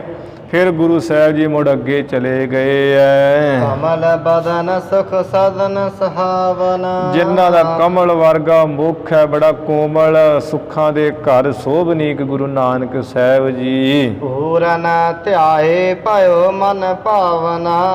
ਜਿਨ੍ਹਾਂ ਦਾ ਇਹ ਐਸਾ ਅਧਿਆਏ ਹੈ, ਬੜਾ ਮਨ ਨੂੰ ਭਾਉਣ ਵਾਲਾ, ਮਨ ਦੀ ਭਾਵਨਾ ਨੂੰ ਮਹਾਨ ਕਰ ਦੇਣ ਵਾਲਾ, ਮਨ ਨੂੰ ਚੰਗਾ ਲੱਗਣ ਵਾਲਾ। ਇੱਥੇ ਜਿਹੜਾ ਕਵੀ ਸਾਹਿਬ ਜੀ ਕਹਿੰਦੇ ਆ ਅਧਿਆਏ ਸੰਪੂਰਨ ਹੋ ਗਿਆ ਹੈ, ਜਿਸ ਵਿੱਚ ਕਾਕ ਬਸੁੰਡ ਸਾਧੂ ਦੀ ਕਥਾ ਤੇ ਦੱਤਾਤਰੇय ਜਿਹੜਾ ਮਹਾਨ ਹੋਇਆ ਉਸ ਦੀ ਕਥਾ ਆਪ ਜੀ ਨੇ ਸਰਵਣ ਕੀਤੀ ਹੈ। ਇਤ ਸ੍ਰੀ ਗੁਰੂ ਨਾਨਕ ਪ੍ਰਕਾਸ਼ ਗ੍ਰੰਥੇ ਪੂਰ ਬਾਰ ਦੇ ਕਾਕ ਪਸੁੰਡ ਦੱਤਾਤਰੇय ਪ੍ਰਸੰਗ ਵਰਣਨੰ ਨਾਮ 65ਵਾਂ ਅਧਿਆਏ।